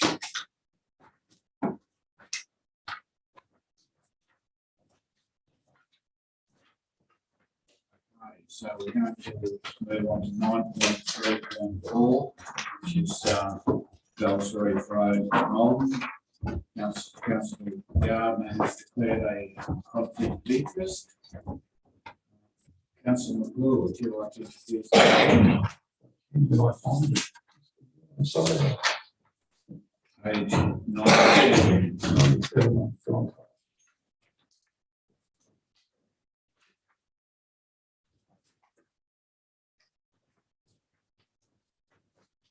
My apologies. Thank you. Council has received an application to re-subdivide 18 lots into 5 lots at 120 Bells Reef Road, 186 Bells Reef Road, and 223 Nuggety Road, Malden. The subject site is located within the farming zone and is affected by a significant land overlay, landscape overlay, Schedule 1, Heritage Overlay H0440, Erosion Management Overlay, and a Bushfire Management Overlay. The application is referred to council as more than 5 objections have been received. The proposed re-subdivision is considered to be an appropriate outcome as the subject site is within an area of low and very low quality and seeks to reduce the number of existing fragmented lots further, and the re-subdivision represents an opportunity to protect the heritage significance of the land. Thank you. Thanks for that, councillor McClure. So we've got an application there for 120 Bell Street Road, 186 Bell Street Road, and 223 Nugget Road. We have a motion. Councillor McClure. Thank you, Mayor. I would like to move that council issue a notice of refusal for the re-subdivision of the land into 5 lots at 120 Bellsworth Road, 186 Bellsworth Road, and 223 Nugget Road, Lawn, on the following grounds. 1, that the proposed re-subdivision would result in the fragmentation of agricultural land, which is inconsistent with policy objectives of clause 14.01-1L and clause 35.07 of the Mount Alexander Planning Scheme. And 2, the proposed re-subdivision does not respond appropriately to the topography and the hydrology of the subject site. Thanks for that, councillor McClure. We've got a second for councillor McClure's motion. Yes, councillor Neer. So would you like to speak to the motion, councillor McClure? Thank you, Mayor. I have given this a lot of consideration, this matter. I mean, for a person involved in land development, this probably goes against my grain a little bit, but once we subdivide farming land into rural lifestyle or rural living lots, which is essentially what this is, the farmland is lost forever. And I think that's an important point that gets missed sometimes in this conversation. I've read a lot of information in regard to this application, but I can't see a lot of justification for in the application, particularly the application before us from the applicant, that proves that the land is not good agricultural farming land. I mean, admittedly, they quote the rural living study, and I've read that. Went to sleep on the check one night. It's quite a big document, but and it doesn't classify the land as high quality land. But at the moment, there are sheep grazing on it, and they've been grazing on it for 3 generations. It has been farming land for a long period of time. Once it's subdivided into rural living lots, the agricultural purpose of that land will significantly be reduced or lost forever. We'll be able to get it back. So I guess that's the main reason, that they haven't proven to me enough in any of this documentation, since the applicant, I'm saying, that this land is poor quality farming land. I believe it is reasonable quality land, farming land. It's good enough to sustain agricultural production, and it has so for 3 generations. I spoke to a number of long-time farmers in the area, and while they didn't provide objections to this thing, and they admonished them for not doing that because they were quite disappointed to see this happening. Both of them basically said that no farmer would admit to be happy with rural lifestyle living or hobby farmers being established beside them. The 2 are inconsistent the way they farm. You end up with a myriad of objections and so forth from the different lifestyles and the different way they go about looking after their farms. So I think that the fragmentation of agricultural land in the Shire is an important one to me, and always has been. And once it's gone, it's lost. I can't say that enough. And I oppose this type of agricultural land being used for rural living or rural lifestyle opportunities. Thank you. Thanks for that, councillor McClure. Do you wish to speak now, councillor Neer, or later? I'll speak now, because all I really want to say is that I support everything Gary's just said. I think this is definitely one of those matters where seeing it on a piece of paper like this is very different from going and seeing it in real life. Case in point, I wasn't really sure what a hectare was or an acre, so it was a lot bigger than I thought it would be. And also just stunning, actually. I walked extensively over it. It's very big property. I think it's fantastic the way it is. And I think from what I've talked to people about, it has been used for grazing for quite a few generations. So to say that it is not good farmland doesn't seem quite right. I think it's worth keeping it as is and not chopping it up for lifestyle properties, because I think it is a very special place and should be maintained as such. Thanks for that, councillor Neer. Other councillors wishing to speak? Councillor Henderson. Thank you, Mayor. Certainly, I think I went through the same kind of change when I first saw the very neat diagram dividing up the 500 acres, the 200 hectares into, oh, how good is that? We can get 40 hectares. What's wrong with it? That sounds rather good. That magic number of 40 hectares, where you don't need planning permits or as of right to put the house there.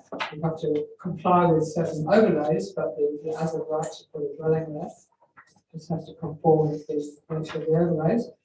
And I thought, well, isn't that neat? And then I read the objectives and I went with my husband without meeting any objectives first to go and see the land. And I was stunned by that land. It is a beautiful piece of land. It is magnificent. And so rare do you see hill country like that that's been cleared a long time ago, trees left in places. And so rare do you see it. There are some patches over in that country that are pretty good. This was magnificent country. Hill country, sure, sheep country. The highest grade of agricultural land that we have in the Shire is called moderate. Most of it is low, or places where I live, on the slate is sandstone is very low. No one would try and think of running anything except a squirrely sheep or two per hectare. But this is not that. This is good country, and it deserves to stay as a good farm property. There's no justification in my mind for splitting this up except to make a profit. It's the only reason I can see for doing this. There's no justification. Where's the net community benefit in taking this piece of country and splitting this into 5 separate properties, each of which will need a large house, a large shed, a big driveway up to it, and God knows what else, and somebody's fancy of what they can do with that 100 acres. It's just too horrible an outcome to think of for this precious bit of country. Thank you. Thanks for that, councillor Henderson. Other councillors wish to speak on? Councillor Driscoll. Thanks, Mayor. I went out and spoke to, I support Councillor McClure's motion. I went out to talk to the local community there and the neighbours there, and there was 8 or 9, 10 people, I think, at the time, all surrounding neighbours, and they were very passionate about the land, about that area. I looked at the land. I think it's a great farm, and I also would not like this to be chopped up. So I just want to sort of say to objectors and people out there that, you know, if you should have a voice, and you should actually write in and object if that's what you want to do, because I think you'll find that councils do, our council will listen and try and make the best decision we can. But I just wanted to say thank you for those people who spoke to me, and I'm supportive of Councillor McClure's decision, motion. Thank you. Thanks for that, councillor Driscoll. Any further comments, councillors? So we have a motion before us which is to issue a notice of refusal. All those in favour of the motion? Declare the matter carried. Can I just call for a division, knowing that there is no division? I'd like to just record what the result of that vote was, please, for the record. So all those in favour, raise your hands again. We have councillor Henderson, councillor Neer, councillor McClure, councillor Maltby, councillor Driscoll, and councillor Gordy. Thank you. And now we'll bring councillor Gardner back, and we'll move on to 9.3 on the agenda.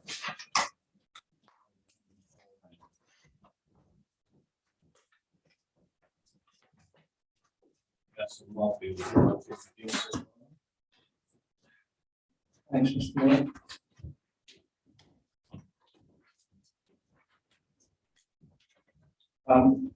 Basically, this report seeks council's approval of delegations to the chief executive officer, which must be approved by council on or before the 24th of October. Which happens to be next week. in accordance with the Local Government Act 2020. It's simply a procedural matter, and we've discussed it previously, and I'm happy to move the recommendation. Thank you for that, Councillor Maltby. We've got a second. Councillor O'Neill. Would you like to speak further to the motion? I think it's straightforward, but that has to be done. We've discussed it and are happy with what it's. Thanks for that, Councillor O'Neill. I agree with Councillor Maltby. It's pretty straightforward. Thank you very much. Any other councillors wish to speak on the matter? All those in favour? Being no objection, I declare the matter carried.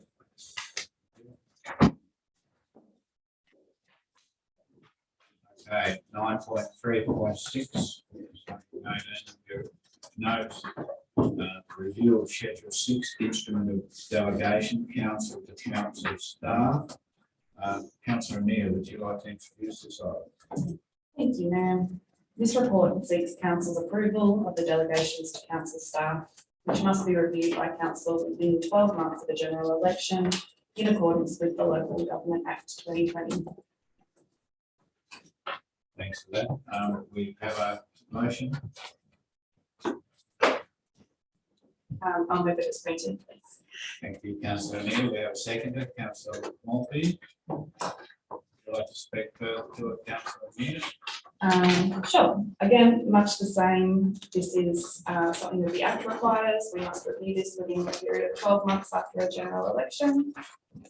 It notes in the report that there are no significant changes to the instrument of delegations since its last review at the special meeting of council on 1st of September 2021. It's big-ish, there's a lot in there, but it all seems pretty above board, so happy to move that. Thanks for that, Councillor O'Neill. Councillor Maltby. Again, it's all straightforward. Other councillors wish to speak to this matter? Those in favour of the motion, please. There being no objection, I declare the matter carried. Thank you, councillors. And we'll move on to 9.3.7. Schedule 18, instrument of sub-delegation appointment and authorisation under the Environmental Protection Act of 2017.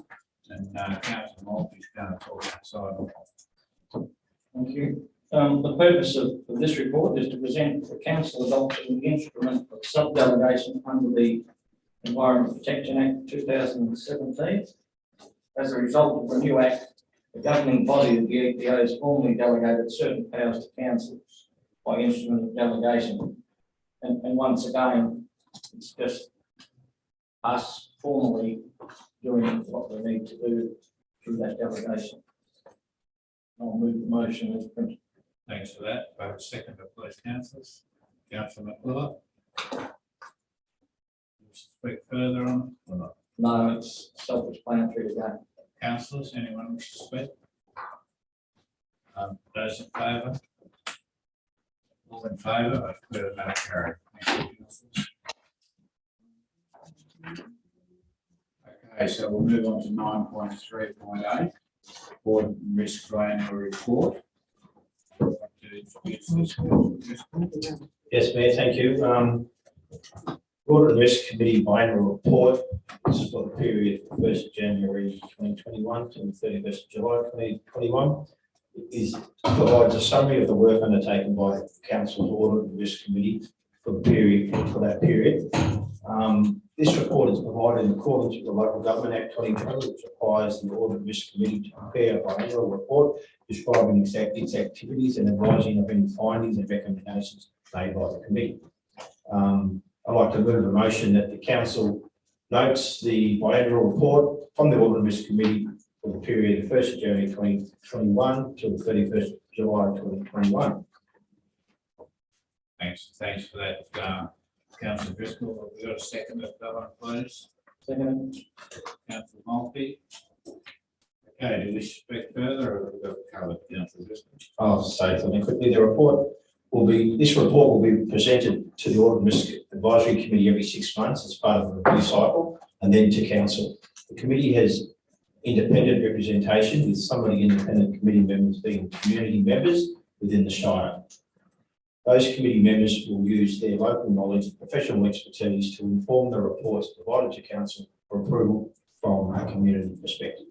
That's all, Mayor. Thanks for that, Councillor Driscoll. Councillors, any further comments? All those in favour? No objection, declare carried. Note Councillor Henderson has just returned. No, from that item.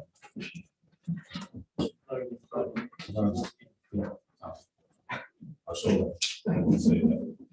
Okay, so no, Councillor Henderson voted in favour. Thanks for that. Okay, 9.3.9. The chair of the Audit and Risk, Councillor Driscoll. Thank you, Mayor. This report provides council with an overview of the Audit and Risk Committee meetings held on the 20th of May 2021. It also seeks council approval that the appointment of the Audit and Risk Advisory Committee Chair and Deputy Chair. I'd like to move that council notes the report and minutes the Audit and Risk Advisory Committee meeting held on the 20th of May 2021, and 2, approves Nicole Cox as Chair and Linda McNeil as Deputy Chair of the Audit and Risk Committee from the 1st of July 2021 to the 30th of June 2022. Thanks for that, Councillor Driscoll. Seconded, Councillor Maltby. Do you wish to speak further on the matter? Councillor Driscoll. Thanks, Mayor. Once again, the Audit and Risk Advisory Committee is created under Section 53 of the Local Government Act 2020, and the committee's charter governs the activities, which includes assisting council in discharging its oversight responsibilities.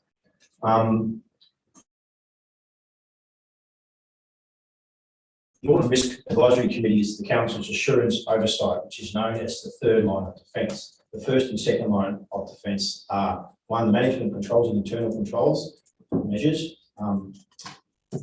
The second is financial controls, risk management processes, quality controls, security, such as delegations, inspection, and compliance overseas risk. These 3 lines of defence are designed to improve the risk management process in the organisation, and the committee's work is integral to that. Thanks for that. Other councillors wish to speak? All those in favour of the motion? Being no objection, I declare the matter carried. Nicole Cox and Linda McNeil are both very good members of the Audit and Risk, so that's a good result. Move on to 9.3.10, which is review of community asset, community instruments of establishment, appointment, and delegation to Chief Executive Officer. Councillor Gardner, would you like to introduce this item? Yeah, this is a lengthy one, so read it all. Basically, this report seeks council approval of the establishment and appointment of delegation documents to council's community asset committees under Section 65 of the Local Government Act 2020. These delegations must be reviewed by council within 12 months of the general election in accordance with the Local Government Act. And recommended as printed. Okay, we've got a second for that, please, councillors. Councillor O'Neill, do you wish to speak further about our community asset? Yes, thank you, Mayor. I'm not going to go through every single committee and paperwork. I just, in this, would like to acknowledge the work of the volunteers, people who volunteer to sit on these committees. It's not always an easy task. Monthly meetings, dealing with council, getting things done. So they put in a lot of time and effort, and I don't think that council would look after these assets without their local community support. And so I think just like to make that acknowledgement. Thanks for that. Other councillors, Councillor McClure. Yeah, I just want to support Stephen with his words. They are important committees to this operation of this council. Some of the members on these committees have been on these committees for a long period of time, which shows to me their dedication to the community and the sports or whatever the activity that's taken up in any of these grounds or halls. So they're an important part of the operation of the Shire. The contribution of the volunteers is an important part of these committees, and I want to Stephen's words and thanking them for that, for the work that they do on those committees. Thanks. Thanks for that, Councillor Miller. Other councillors? Councillor Driscoll? Thanks, Mayor. I tend to go to most of the meetings if I can in my little area. And I've got to say that the average age of lots of the members is quite high.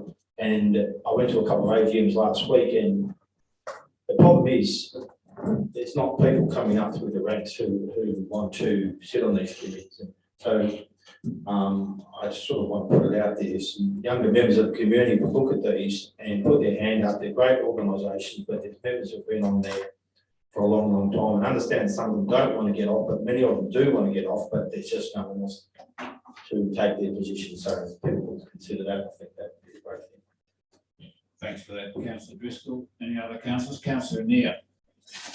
I'd like to echo what Councillor Driscoll said. I think, a lot of the membership is getting a bit older, and I think some young people in there would be fantastic. I put my hand up a few years ago to sit on the West End Hall Committee, and it has been incredibly, it's been a good learning experience. I've learned a lot. I think it's really worth doing. Also, we've got a little Hall Committee board there, and my name is on it. So I have my name on a little members board. So I think I encourage people, any young people, anyone really, just have a go, because it's community groups like this that really keep things going. And now more than ever, we need people to put their hands up to help out. Okay, thanks for that, Councillor Neer. Any other comments, councillors? Looks like we're all happy. So we've got a motion before us, which is as printed. All those in favour? Declare the matter carried. Community asset committees. Okay, we'll move on to item 10, which is delegates' reports. Anyone got anything exciting to report? Councillor Neer. I know everyone's tired and it's been a long night, so I'm just going to talk about two of the groups that are bringing me joy at the moment. So one of them is the Early Years Steering Group, which I love. We've recently got a new Early Years Project Officer who is fantastic. Her name's Sally. It's been really lovely. I met her in person for the first time the other day. That's been really nice. It's a really great group to sit on, I think. One, because I have children who fall into the age group of 0 to 8, and two, because it's something that you can feel very passionate about, because it's doing something for younger children and their families who have done it quite rough during COVID, with even just things like the playgrounds being shut. I know in our house there's been a significant bummer. So what is exciting though, coming up from the 23rd of October to the 31st of October is Children's Week. And the theme this year is children have the right to choose their own friends and safely connect with others. We were planning to have an early years expo in the Botanical Gardens and, face painting and a bouncy castle and things, but it's all a bit too uncertain right now. So we've decided to not do that this year and hand that one over to next year. So instead we've been putting together show bags full of resources and little art projects and colouring sheets and lots of lovely things to give to young children and their families. And a lot of the things encourage friendship. So colourings that you can do with a friend, making friendship bracelets. We've got a bunch of those free postcards from Australia Post to encourage them to write to a friend. And that's been really exciting. So we're putting them together at the moment. Another thing that we're doing during Children's Week is 2 workshops, one for parents and carers and one for educators. And these will be around stereotyping in the early years. So ways that we can make language, play, books, toys, everything a bit more inclusive, and make sure that all children know that they don't have to be one thing. They can be whatever they want to be. So that's been a really lovely thing to be a part of lately. The other one I'd like to mention is sitting on the Goldfields Library Corporation board. And this is something I've wanted to talk about for ages. So they recently released the Goldfields Library Strategy 2021 to 2025, which is their plan for the next 4 years. And the name of it is Your Potential Realised. And it's really nice. I'm going to put it out there. It's the best library plan I've ever read. I'm just going to read the vision and the mission, which are quite short. So the vision, your potential realised. Our mission, you belong as you are. We want you to belong just as you are and to know your story is heard.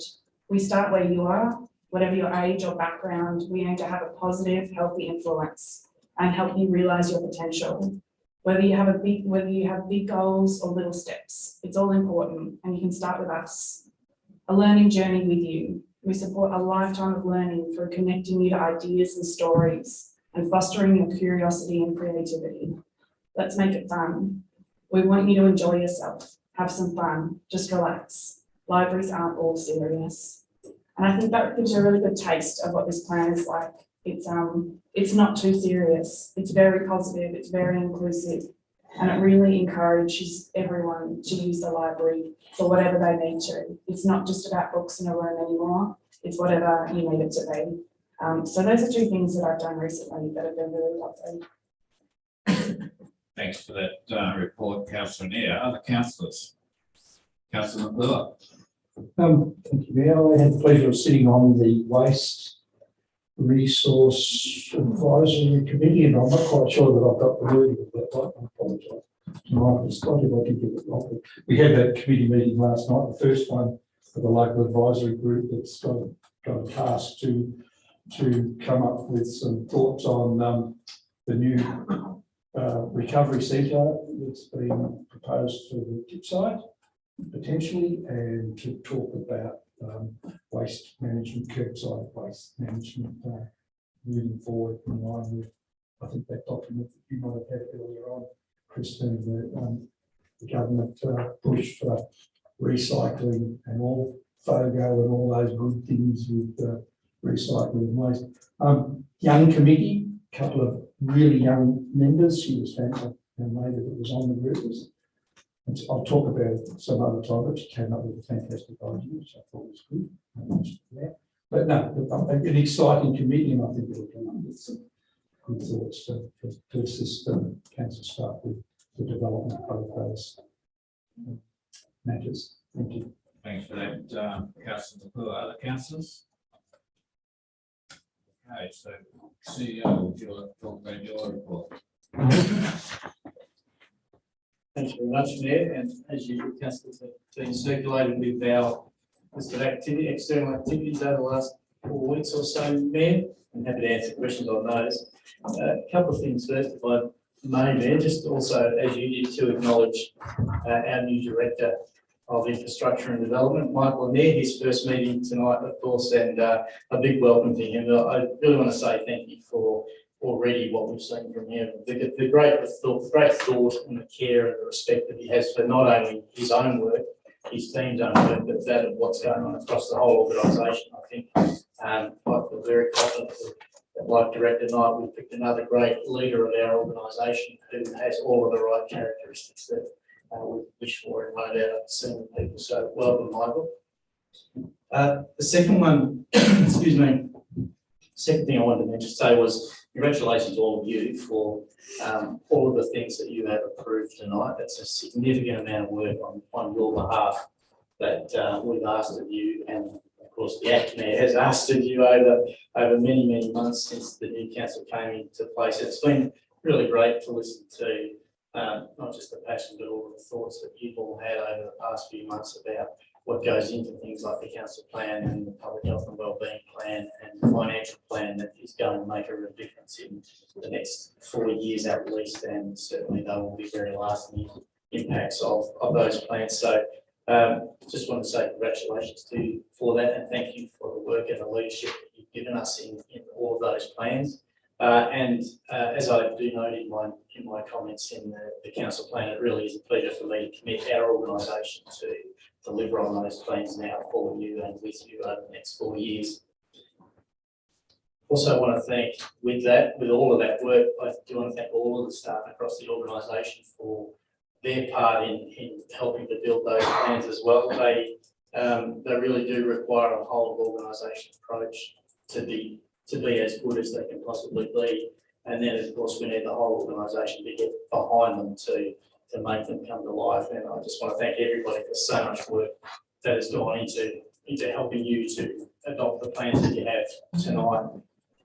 I do have to say a very special thank you and acknowledgement to Director Knight, along with Ed Butler and team on the community vision and council plan, particularly Director Knight and Rosalie Rogers and Simone Whippel on the municipal public health and wellbeing plan, and Director Knight and Carolyn Ross and team on the financial plan, who have all, I think, made genuinely outstanding contributions to those plans.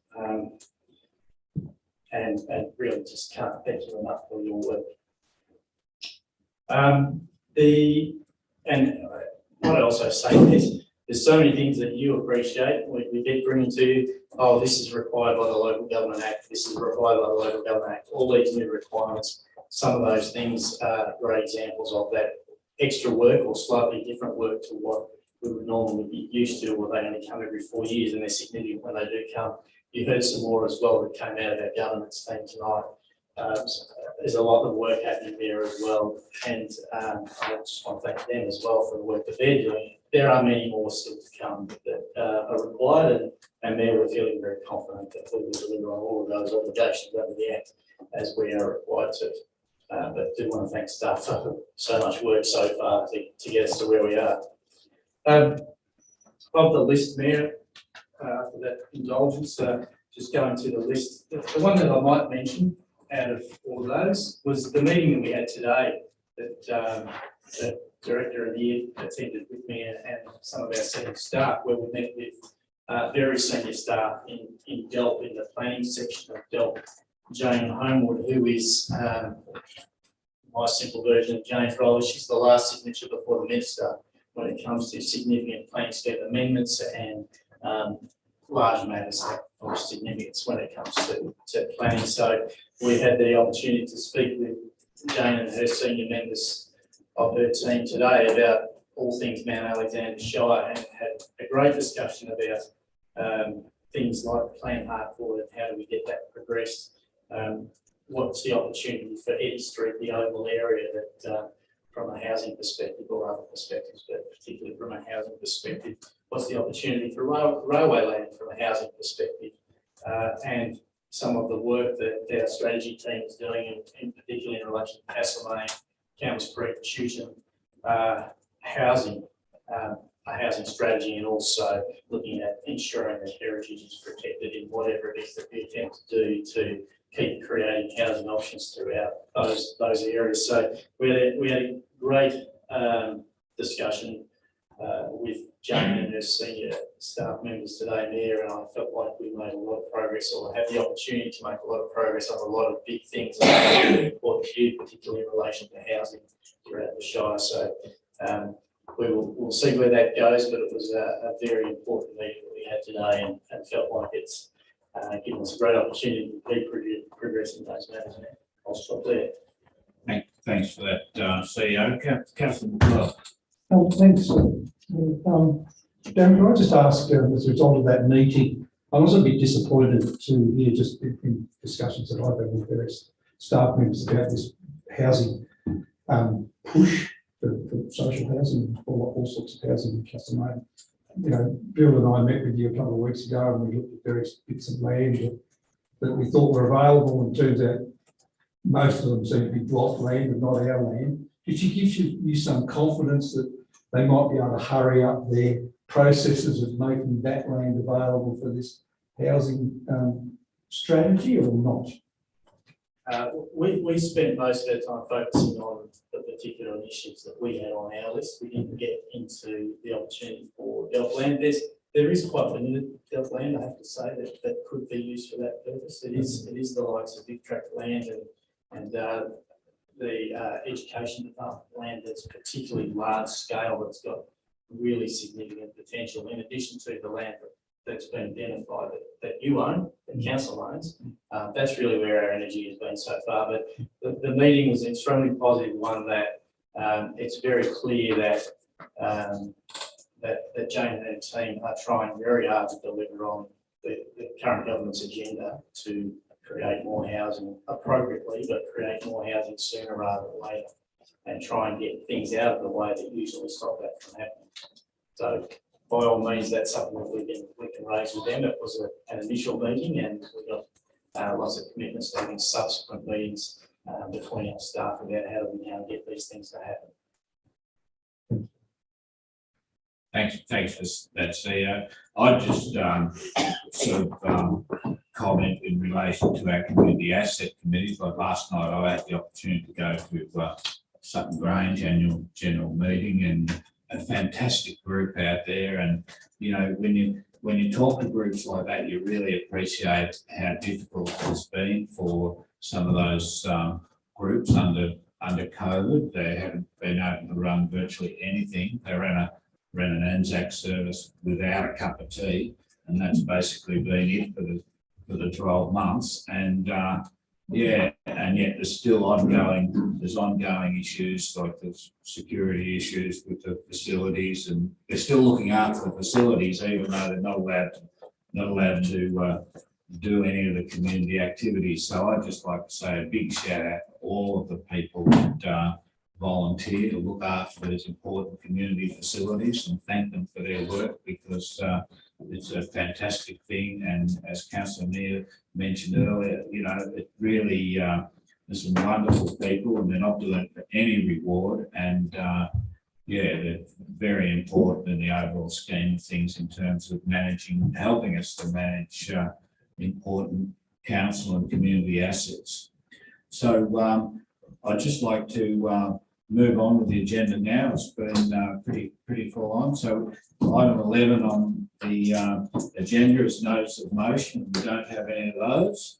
Item 12 is urgent special business, and we don't have any urgent special business. Item 13 is confidential items, and we don't have any items that come under that category. So item 14 is the one we're looking for, and that's meeting closed. So meeting closed.